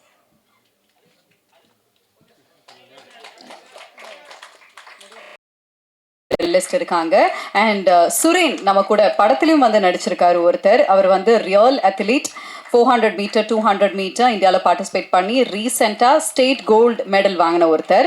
அப்புறம் தமிழ்நாடு கராத்தே சாம்பியன்ஸில் கோல்டு, பிரான்ஸ், தமிழ்நாடுக்கும் பெருமை சேர்த்துன நம்மளுடைய வீரர்கள் நம்ம கூட இருக்காங்க. நல்ல ஒரு கைத்தட்டல்களோட வெல்கம் பண்ணலாம். ஸோ என்ன விஷயம் அப்படின்னா, இவங்களும் நிறைய போராட்டங்களும் விஷயங்களும் வந்துட்டு ஃபேஸ் பண்ணிட்டு இருக்காங்க. ஒரு சில வார்த்தைகள் ஒவ்வொருத்தவங்க கிட்டே வந்து பேசலாம் ப்ளீஸ். இன்னொருத்தர் இருக்கார், நீங்கள் பார்த்துருப்பீங்களான்னு தெரில, இன்ஸ்டாகிராமில் திடீர்னு ட்ரெண்ட் ஆனார். அவர் காது கேட்காது. அவர் வந்து 200 எல்லாத்துலேயும் கோல்டு மெடல். அவருக்கு இது வரைக்கும் அங்கீகாரம் கிடையல. இது வந்து ஒரு சின்ன எக்ஸாம்பிள் தான். இது மாதிரி இன்னும் 1000 பேர் இருக்காங்க. என்னால் முடிஞ்சது இந்த ஒரு 3 பேருக்கு தான் என்னால் முடிஞ்சது நான் பண்ணுறேன். ஆனால் மீதி பேருக்கெல்லாம் என்னால் பண்ண முடியாது. இந்த படத்தை ஜெயிக்க வச்சிங்கன்னா, இந்த படத்தை தமிழ்நாடு கவர்மெண்ட் கொண்டாடிச்சுன்னா இது மாதிரிலாம் நடக்கிறதுக்கு வாய்ப்பே இல்லை. இந்த படம் ஒன் அண்ட் ஒன்லி இவங்கள மாதிரி ஆளுங்களுக்கு சமர்ப்பணம். இதில் காசுன்றதுக்கு அப்பாற்பட்டு இவங்களுக்கான எடுத்த படம் இது. இதை கொண்டு போகிறது, இதை கேள்வி கேட்குற இடத்துல நீங்கள் இருக்கீங்க. இதை நீங்கள் தான் கேள்வி கேட்கணும். பேசணும்னு நினைக்கிறா பேசலாம் முகமது. எல்லாருக்கும் வணக்கம். என் பேர் முகமது யாசின். நான் ஈரோட்லேருந்து வரேன். நான் வந்து என்னோடய ஸ்போர்ட்ஸில் எக்ஸ்பீரியன்ஸ் ஷேர் பண்ணுறேன். நான் வந்து கிட்டத்தட்ட 15 வருஷமாக ஸ்போர்ட்ஸ் பண்ணிகிட்ருக்கிறேன். ஸோ அந்த 15 வருஷத்தில் பார்த்தீங்கன்னாங்களே, நான் சில மீட்டுக்கெலாம் போவேன். நேஷ்னல் ஸ்டேட்டு டிஸ்ட்ரிக்ட்லாம் போவேன். அதில் எல்லா மீட்டும் போய் அட்டன் பண்ணிக்கிறேன், மெடல் பண்ணிக்கிறேன். அதில் பார்த்தீங்கன்னா அதில் சில பேரண்ட்ஸில் வருவாங்க, என்னை மாதிரி காது கேட்காதவங்க, அது மாதிரி பேரண்ட் நிறைய பேர் வருவாங்க. அவங்க என்ன கேட்டாங்கன்னா, ஏங்க நீங்கள் நல்லா ஓடுறீங்க, நல்லா பெர்ஃபார்ம் பண்ணுறீங்க, இந்தியா அளவில் ஓடிக்கிறீங்க, ஸோ நீங்களும் எங்கள் குழந்தைங்களுக்கு இது ட்ரைனிங் கொடுக்கலாம்ல அப்படின்னு கேட்டாங்க. நானும் சொன்னேன் இல்லைங்க அப்படின்னு. ஏன் கேட்டேங்க. அது நான் ஏன் இல்லைன்னு சொன்னேன்னா, என்னோடய எக்ஸ்பீரியன்ஸில் அந்த குழந்தைங்க தப்பாக பண்ணிடக்கூடாது அப்படின்ட்டு நான் இது வரைக்கும் கைடு பண்ணுறதில்ல. ஸோ இப்போ தமிழ்நாட்டில் இருக்கிறவங்க இந்த மாட்டுத்திறனாளிகள் சிறப்பாக விளையாடுறாங்க. ஸோ அவனுக்கு என்னென்னா, சரியான கைடு கிடைக்கல, அண்டு சரியான க்ரௌண்டு கிடைக்கல, இன்னொன்று ப்ராப்பராக கோர்ஸ் கிடைக்கல. கோர்ஸ் இவங்களாம் கிடைச்சா கண்டிப்பாக இவங்களாம் நிச்சயமாக மெடல் பண்ணுவாங்க. ஸோ என்னை பொறுத்த என்னோட ஒரு கோரிக்கை என்னென்னா, தமிழ்நாட்டில் ஒவ்வொரு தாலுக்கா இருக்கும், தாலுக்காவில் ஒரு க்ரௌண்டு ஒரு ப்ராப்பராக கோர்ஸ் இருந்தால் கண்டிப்பாக இந்தியாவில் எல்லா ஸ்டூடெண்ட்ஸும் நிச்சயமாக ஒலிம்பிக் கோல்டு மெடல் பண்ணுவாங்க. ஆனால் தமிழ்நாட்டில் இயற்கையாகவே எல்லா பசங்க சிறப்பாக, பொண்ணுங்க பசங்க சிறப்பாக நல்லா ஓடுறாங்க. ஸோ நான் பார்த்துருக்கேன். ஸோ அவங்களுக்கு ஏதோ பண்ணலான்னு பார்த்தா சரி அவங்களுக்கு ஏதோ கிடைக்கணும் என்னோடய கோரிக்கை. ஸோ அதனால் தேங்க்யூ. தெரிஞ்சிருக்கோம். சுரேன், இந்த படத்தில் வந்து என்ன சொல்கிறதுன்னு எனக்கு தெரியல. ஃபஸ்ட் டைம் எங்கள் வீட்டில் வந்து எங்கள் அம்மாவை ஃபஸ்ட் டைம் நான் சம்பாரித்து ஃபஸ்ட் டைம் எங்கள் அம்மாவுக்கு சேரீ வாங்கி கொடுத்துருக்கேன். அது ரொம்ப எனக்கு பெருமையாக இருக்குது. எங்கள் அம்மா ஃபஸ்ட்டு ஸ்க்ரீனில் என் வீட்டில் என் பேரண்ட்ஸ் எல்லாருமே கூப்பிட்டு போனேன். இந்தளவுக்கு பண்ணியிருக்கடா, நல்லா சூப்பராக பண்ணுறா அப்படின்னு சொல்லி கட்டி பிடிச்சி எல்லாருமே எழுதாங்க. இந்த வாய்ப்பு கொடுத்ததுக்கு டைரக்டர் சாருக்கு, எல்லோரும் பிரசாந்தன் சாருக்கு, சார் கூட ரொம்ப கூட அவர் கூட நான் பண்ணதுக்கு அத்லெட்டிக்ஸ் சார் கூட ஓடின என்ன சொல்கிறதுன்னு தெரியல சார். ஃபஸ்ட் டைம் ஸ்டேஜில் பேசுகிறேன். ஆக்சுவலாக இதில் வந்து இதுக்கு வெக்கப்படணும். அவன் ஃபஸ்ட்டு அவங்க அம்மாவுக்கு புடவை வாங்கி கொடுத்தான்னா அது சினிமாவில் சம்பாரித்து வாங்கி கொடுத்துருக்கான். அப்படி இருந்துருக்கூடாது. அவன் ஸ்போர்ட்ஸில் சம்பாரித்து வாங்கி கொடுத்தான். இதுவே இந்த படத்துக்கு எக்ஸாம்பிள். அவ்வளோதான் நான் சொல்லுவேன். நான் சார் கூட இந்த படத்தில் நடித்ததுக்கு ரொம்ப நன்றி சார். ரொம்ப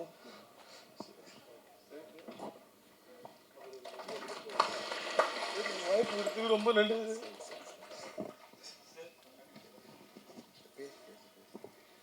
எனக்கு என்ன பேசுறதுன்னு தெரியல சார். எஸ் ப்ளீஸ் பேசுங்க. வணக்கம், என் பேர் வந்து மோகன்லக்ஷ்மி. நாங்கள் சென்னை தான். நான் வந்து ஒரு 9 இயர்ஸாக நான் வந்து ஒரு கராத்தே அத்லெட். கண்டினியூஸாக ஸ்டேட்டு நேஷ்னல்ஸ் எல்லாமே பண்ணிகிட்ருக்கோம். இங்கே இருக்க எல்லாருமே பண்ணுறாங்க.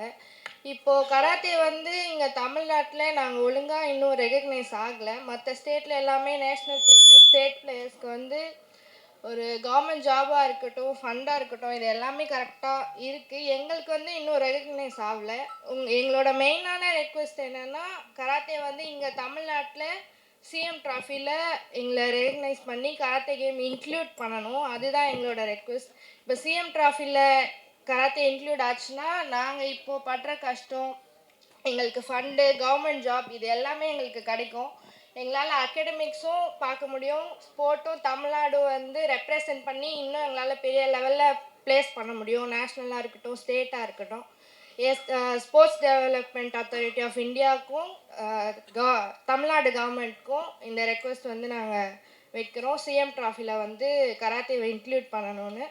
பண்ணால் இங்கே இருக்க கராத்தே அத்லெட் எல்லாருக்குமே ரொம்ப உதவியாக இருக்கும். எல்லாருமே நிறைய சுச்சுவேஷனில் எங்களால் ஃபண்ட் இல்லாமல் ட்ரெயின் டிக்கெட் கிடைக்காம, ஃப்ளைட் டிக்கெட் கிடைக்காம நிறைய இடத்துல தமிழ்நாடு ரெப்ரசன்ட் பண்ணி எங்களால் ப்ளே பண்ண முடியாமல் இருந்திருக்கு. இது எல்லாமே இல்லாமல் எங்களால் ஸ்போர்ட்டில் ஒழுங்காக கான்சன்ட்ரேட் பண்ணி விளையாடுறதுக்கு இது எல்லாமே எங்களுக்கு கிடைக்கணும். அவ்வளோதான். தேங்க்யூ.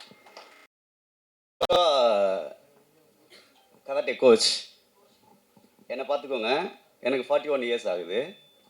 இப்போ சாயில் ஏஷியன் கேம்ஸ் ஜப்பானில் நடக்கிறதுக்கு சாயில் நானும் ஒரு ஆள் செலக்ட் ஆகிருக்கேன். டாப் 4ல் இந்தியாவிலேருந்து டாப் 4ல் நானும் ஒரு ஆள். இப்போது 41 இயர்ஸில் அங்கீகாரம் கிடைக்காம இப்போ பாரதி மலர் எல்லாமே இங்கே வாங்க. பாரதி ஆக்சுவலாக இவங்கெல்லாம் வந்து மை கேர்ள் பாய் பார்த்துக்கோங்க. ஆக்சுவலாக கேர்ள் தான், ஃபீமேல் தான் இவங்கெல்லாம். இப்போ இவங்க பாரதி வந்து ஏசியன் லெவலில் 7th பொசிஷனில் இருக்காங்க. இப்போ சைனாவில் நடந்த மேட்ச்சில் 7th பொசிஷன் இந்தியாவுக்காக விளையாடி. மலர் வந்து ஏசியனில் 5th பொசிஷனில் இருக்காங்க. சைனாவில் நடந்த மேட்ச்சு 2025ல். இப்போ 26க்கு அடுத்த இது போயிட்டு இருக்கு. இப்போ இவங்க 5th பொசிஷன்லேருந்து கோல்டு அடிக்கிறதுக்கு வாய்ப்பு இருக்கா இல்லையா? ஆக்சுவலாக நான் வந்து 5th பொசிஷனில் வந்திருக்காங்க. எல்லாம் ஓன் காசு, பேரண்ட்ஸ் தான் இருக்காங்க, எல்லாம் அவங்க காசு தான். இதே கவர்மெண்ட் சப்போர்ட் இருந்துச்சுன்னா இப்போ இவங்க கோல்டு அடிக்கிறதுக்கு வாய்ப்பு இருக்கா இல்லையா? நான் உங்களை கேட்குறேன். 5th ஃபஸ்ட்டு வந்து பக்கத்தில் தானே. அப்போ ஆனால் நாங்கள் ஓனாக ரெடி பண்ணி கொண்டு போகிறோம், எல்லாமே ஓன் காசு. அப்போ ஒரு ஸ்டேஜில் பேரண்ட்ஸும் பட்ஜெட் இல்லாமல் அனுப்ப மாட்டேன்றாங்க, ப்ராக்டிஸ் அனுப்ப மாட்டேறாங்க. அப்போ என்ன ஆகிடுதுன்னா, சரி பண்ணலாமா வேணாமான்ற ஒரு ஸ்டேஜில் பேரண்ட்ஸே சார் ஸ்கூலில் சப்போர்ட் இல்லை, கவர்மெண்ட் சப்போர்ட் இல்லை, தாம்பரம் தான்னா கராத்தே தெரிய மாட்டேங்குது அப்படின்னு சொல்லிட்டு விட்டுறாங்க பேரண்ட்ஸ். இப்போ நான் எப்படி ரெடி பண்ண முடியும்? நான் என்ன சொல்கிறேன்னா, சாயில் ஆக்சுவலாக ஸ்போர்ட்ஸ் அத்தாரிட்டி ஆஃப் இந்தியாவில் டாப் 4ல் ஏஷியன் கேம்ஸ் செலெக்ஷன் வச்சு நேஷனல் ஸ்குவாடில் இருக்கேன். நான் டாப் 4ல் இருக்கேன்.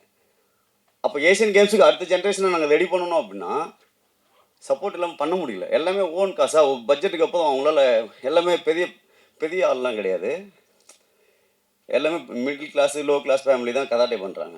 அப்போ ரெடி பண்ணோம்னா கண்டிப்பாக இன்டர்நேஷ்னல் எக்ஸ்பீரியன்ஸ் இல்லாமல் இன்டர்நேஷ்னலில் போய் மெடல் அடிக்கவே முடியாது.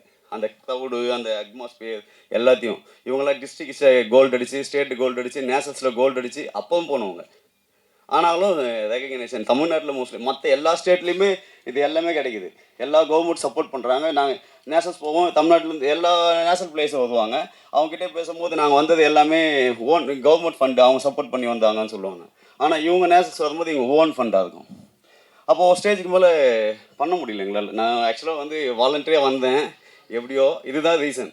கொஞ்சம் தமிழ்நாடு கவர்மெண்ட் வந்து ஏஷியன் கேம்ஸில் இருக்குது, கராட்டே வந்து ஏஷியன் கேம்ஸில் இருக்குது, நேஷ்னல் கேம்ஸ், நேஷ்னல் யூனிவர்சிட்டி கேம்ஸில் இருக்குது, ஸ்கூல் கேம்ஸில் இருக்குது, எல்லாத்துலேயும் இருக்குது. ஆனால் வந்து தமிழ்நாட்டில் வந்து சிஎம் ட்ராஃபியில் கூட எங்களுக்கு கிடையாது. அப்போ நாங்கள் பேரண்ட்ஸ் கிட்ட என்ன பேசுறது? இது ஆக்சுவலாக சார் திடீர்னு ஒரு பேட்டி கூப்பிட்டு திடீர்னு கூப்பிட்டாங்களா, கைக்கெல்லாம் வருது எனக்கு ஃபஸ்ட் டைம் பேசு. ஆனால் சொல்லணும்னு தோணுது. ஆனால் கொஞ்சம் கவர்மெண்ட் சப்போர்ட் பண்ணால் கொஞ்சம் நல்லாயிருக்கும்னு நாங்கள் நினைக்கிறோம்.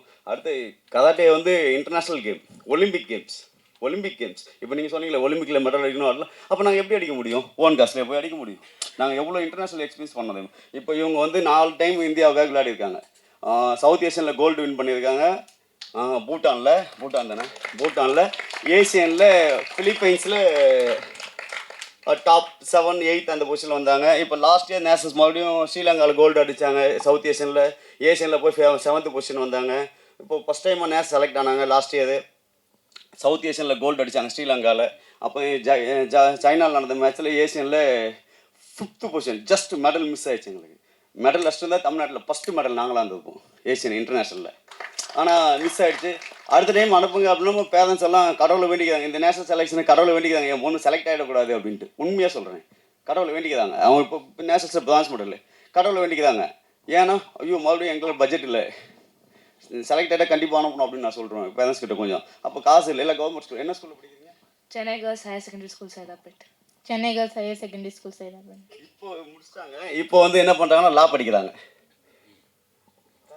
டாக்டர் அம்பேத்கர் லா யூனிவர்சிட்டி. பாருங்க, இது சாருக்கும் அந்த இந்த படத்துக்கும் ஸ்போர்ட்ஸ் பர்சனுக்கும் பாரதிக்கெலாம் அப்படியே சூட் ஆகுது. நான் இன்னும் மூவி பார்க்கல. நாங்கள் நேற்று தான் போபால் போயிட்டு வந்தோம், சாக்கோட்டாவில் வந்தோம். இன்றைக்கி கண்டிப்பாக மூவி பார்த்துருவோம். ஆனால் வந்து கொஞ்சம் எல்லாமே சேர்ந்து கராத்தேக்கும் சப்போர்ட் பண்ணுங்கள். நாங்களும் இதுக்கும் எங்களுக்கும் இந்த கிரிக்கெட்டை தவிர நம்ம இதில் ஸ்போர்ட்ஸே டெவலப் ஆக மாட்டோம். எங்கள் ஃபீல் இப்போ சான்ஸ் கிடச்சிச்சு, நான் பேசிடுறேன். ஸோ இது எப்படி இருக்குன்னு தெரியாது எனக்கு.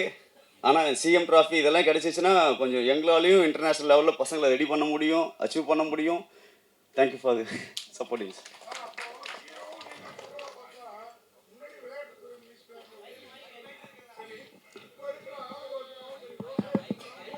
மைக் சார், மைக்கில் பேசுங்க சார். முன்னாடி உதயநிதி ஸ்டாலினும் சரி, சரிங்க சார், இப்போ இருக்கிற ஆதவ அர்ஜுனாவும் சரி, சரிங்க சார், விளையாட்டு வந்து விவசாயத்தை தானே நான் முக்கியத்துவம் கொடுப்பேன்னு இப்போ ஆதவ அர்ஜுனா சொல்லி அது சர்ச்சையாச்சு. இப்போ இது எல்லாமே ஸ்ட்ரெண்டு தானா சார்? எல்லாமே பண்ணுறாங்க சார். எங்கள் கேமுக்கு பண்ணல தான் நாங்கள் சொன்னோம் விளையாட்டில். ஏன்னா இவர் சொன்னப்பே அந்த வருத்தம் தெரியுது. இப்போ இந்த கவர்மெண்ட்டை பற்றி சொன்னது நம்மளுக்கு டைம் கொடுக்கணும். ஃபர்ஸ்ட் ஆஃப் ஆல் இவங்கெல்லாம் ரொம்ப நாளாக மீட் பண்ணதுக்கே ட்ரை பண்ணுறாங்க, அதுவே மீட்டிங் நடக்கல. அவங்களுக்கு வேறு ப்ரிஃபரன்ஸ் இருக்கோ என்னவோ நம்மளுக்கு தெரியாது. இப்போ அதுக்குள்ளேயே நம்ம அதுக்கு ஒரு சொல்யூஷன் வரக்கூடாது. இப்போ கடந்த 2 ஆட்சியை சொன்னீங்கன்னா கரெக்டு, ஏன்னா ரிசல்ட் இல்லை. உங்களுக்கு லைவ் எக்ஸாம்பிள் அவங்க போகிற டிக்கெட், நான் படத்தில் சொல்கிறேன், நான் போகிற டிக்கெட்டு, ஃப்ளைட் டிக்கெட்டாவது ட்ரெயின் டிக்கெட்டாவது எல்லாம் சொந்த காசு. குடிக்கிற தண்ணி கூட எந்த தான், அதுதான் உண்மையானது. நான் சொன்ன ஒவ்வொரு வார்த்தையும் டைரக்டர்ஸ் எழுதின ஒவ்வொரு வசனமும் அவங்கேருந்து எடுத்தது தான். இல்லை, விளையாட்டுத்துறையே விளையாட்டாக தான் பார்க்கணும். ஆமாம் ஆமாம் அப்படிதான் இருக்குது. ஆமாம். அதாவது உங்களுக்கே இந்த மாதிரி ஒரு படத்துக்கே அங்கீகாரம், நாங்கள் இவ்வளோ விமர்சனம் பண்ணியும் அங்கீகாரம் கிடைக்கல. இந்த படத்துக்கு ரசிகர்கள்ட்ட எப்படி அங்கீகாரம் கிடைக்கும்? அதான் சொல்கிறேன், இந்த படம் ஜெயிச்சதுன்னா விளையாட்டு வீரர்கள் ஜெயிப்பாங்க. இந்த படம் தோத்துச்சுன்னா விளையாட்டு வீரர்கள் என்றைக்குமே ஜெயிக்க முடியாது. அண்ணே ஒன்றும் இல்லைண்ணே, ரொம்ப சிம்பிள்ண்ணே. இந்த நான் இன்டர்வியூவில் சொன்னது தானே, இந்த கதையில் நான் பேசியிருக்கிறது நான் ரிசர்ச் பண்ணதில் ரொம்ப குறைஞ்ச சதவீதம், ஒரு 10% தான் நான் பேசியிருக்கிறேன். இவங்க எனக்கு தெரியாது இங்கே வருவாங்கன்னு. ஆக்சுவலாக என் படம் பார்த்துட்டு இன்றைக்கி உங்களை சந்திக்கிறதுக்கு ஒரு 13 பேர் ரெடியாக இருந்தாங்க. அதை நம்ம எதாவது சிம்பத்தி கிரியேட் பண்ணுற மாதிரி இருக்குன்னு சொல்லிட்டு நான் வேணான்னு சொல்லிட்டேன். ஒன்றும் இல்லைண்ணே, ரொம்ப சிம்பிள்ண்ணே. பத்திரிகைக்கு இருக்கிற அளவற்ற சுதந்திரம் வந்து என்ன வேணாலும் நிகழ்த்தும்னு நம்புகிறவனா. நான் கொஞ்ச நாள் மீடியாவில் ஒர்க் பண்ணியிருக்கிறேன். தமிழ்நாட்டில் இருக்கிற கிரவுண்டு வாசலில் சும்மா ஒரு பாக்ஸ் வைங்கண்ணே. ஏன்னா எந்த பிளேயரும் நேரடியாகவும் சொல்ல மாட்டாங்க, ஏன்னா அவங்க ஸ்போர்ட்டில் இருக்கும்போது சொல்ல முடியாது. ஒரு பாக்ஸ் ஒன்று வைங்கண்ணே. அந்த பாக்ஸுக்குள்ளே என்ன விழுவுதுன்னு மட்டும் நம்ம பார்த்து நம்ம பேசினாலே போதும்.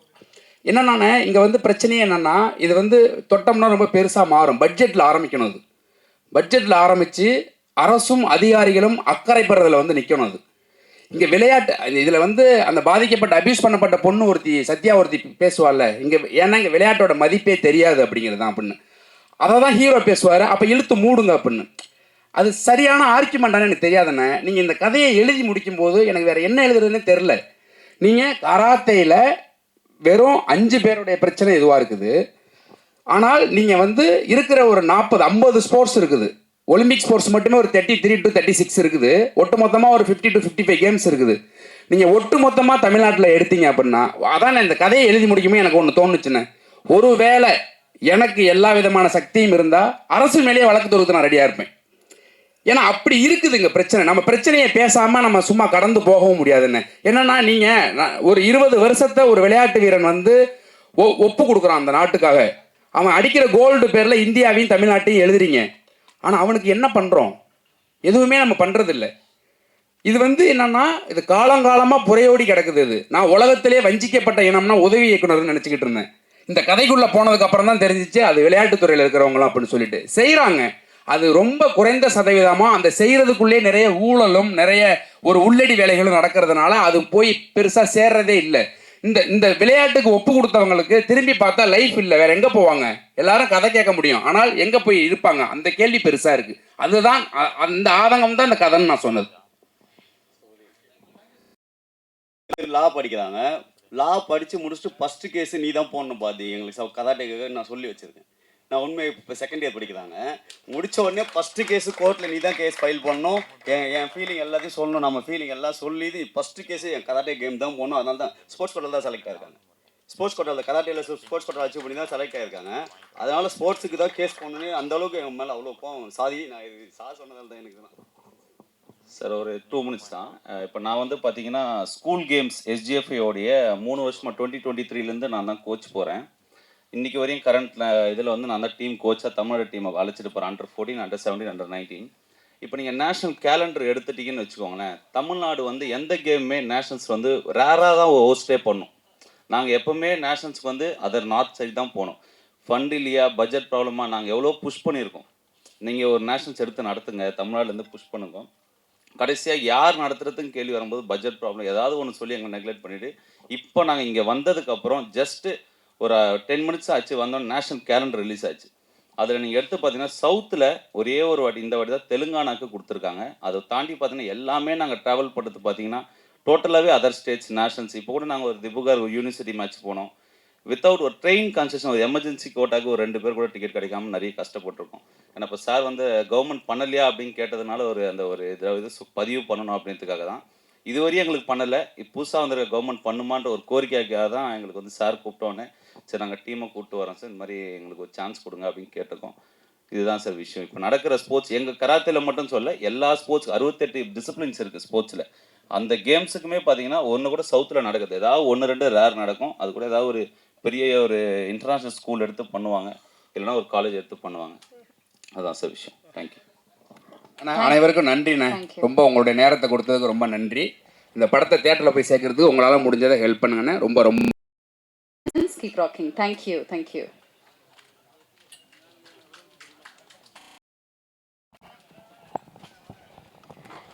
Thank you for the photograph. அடுத்தது I request மீண்டும் நம்மளுடைய ஊடக நண்பர்கள், பிரஸ் அண்ட் மீடியா அனைவருக்கும் நன்றிகள். தேங்க்யூ பேஷண்ட்டாக எவ்வளோ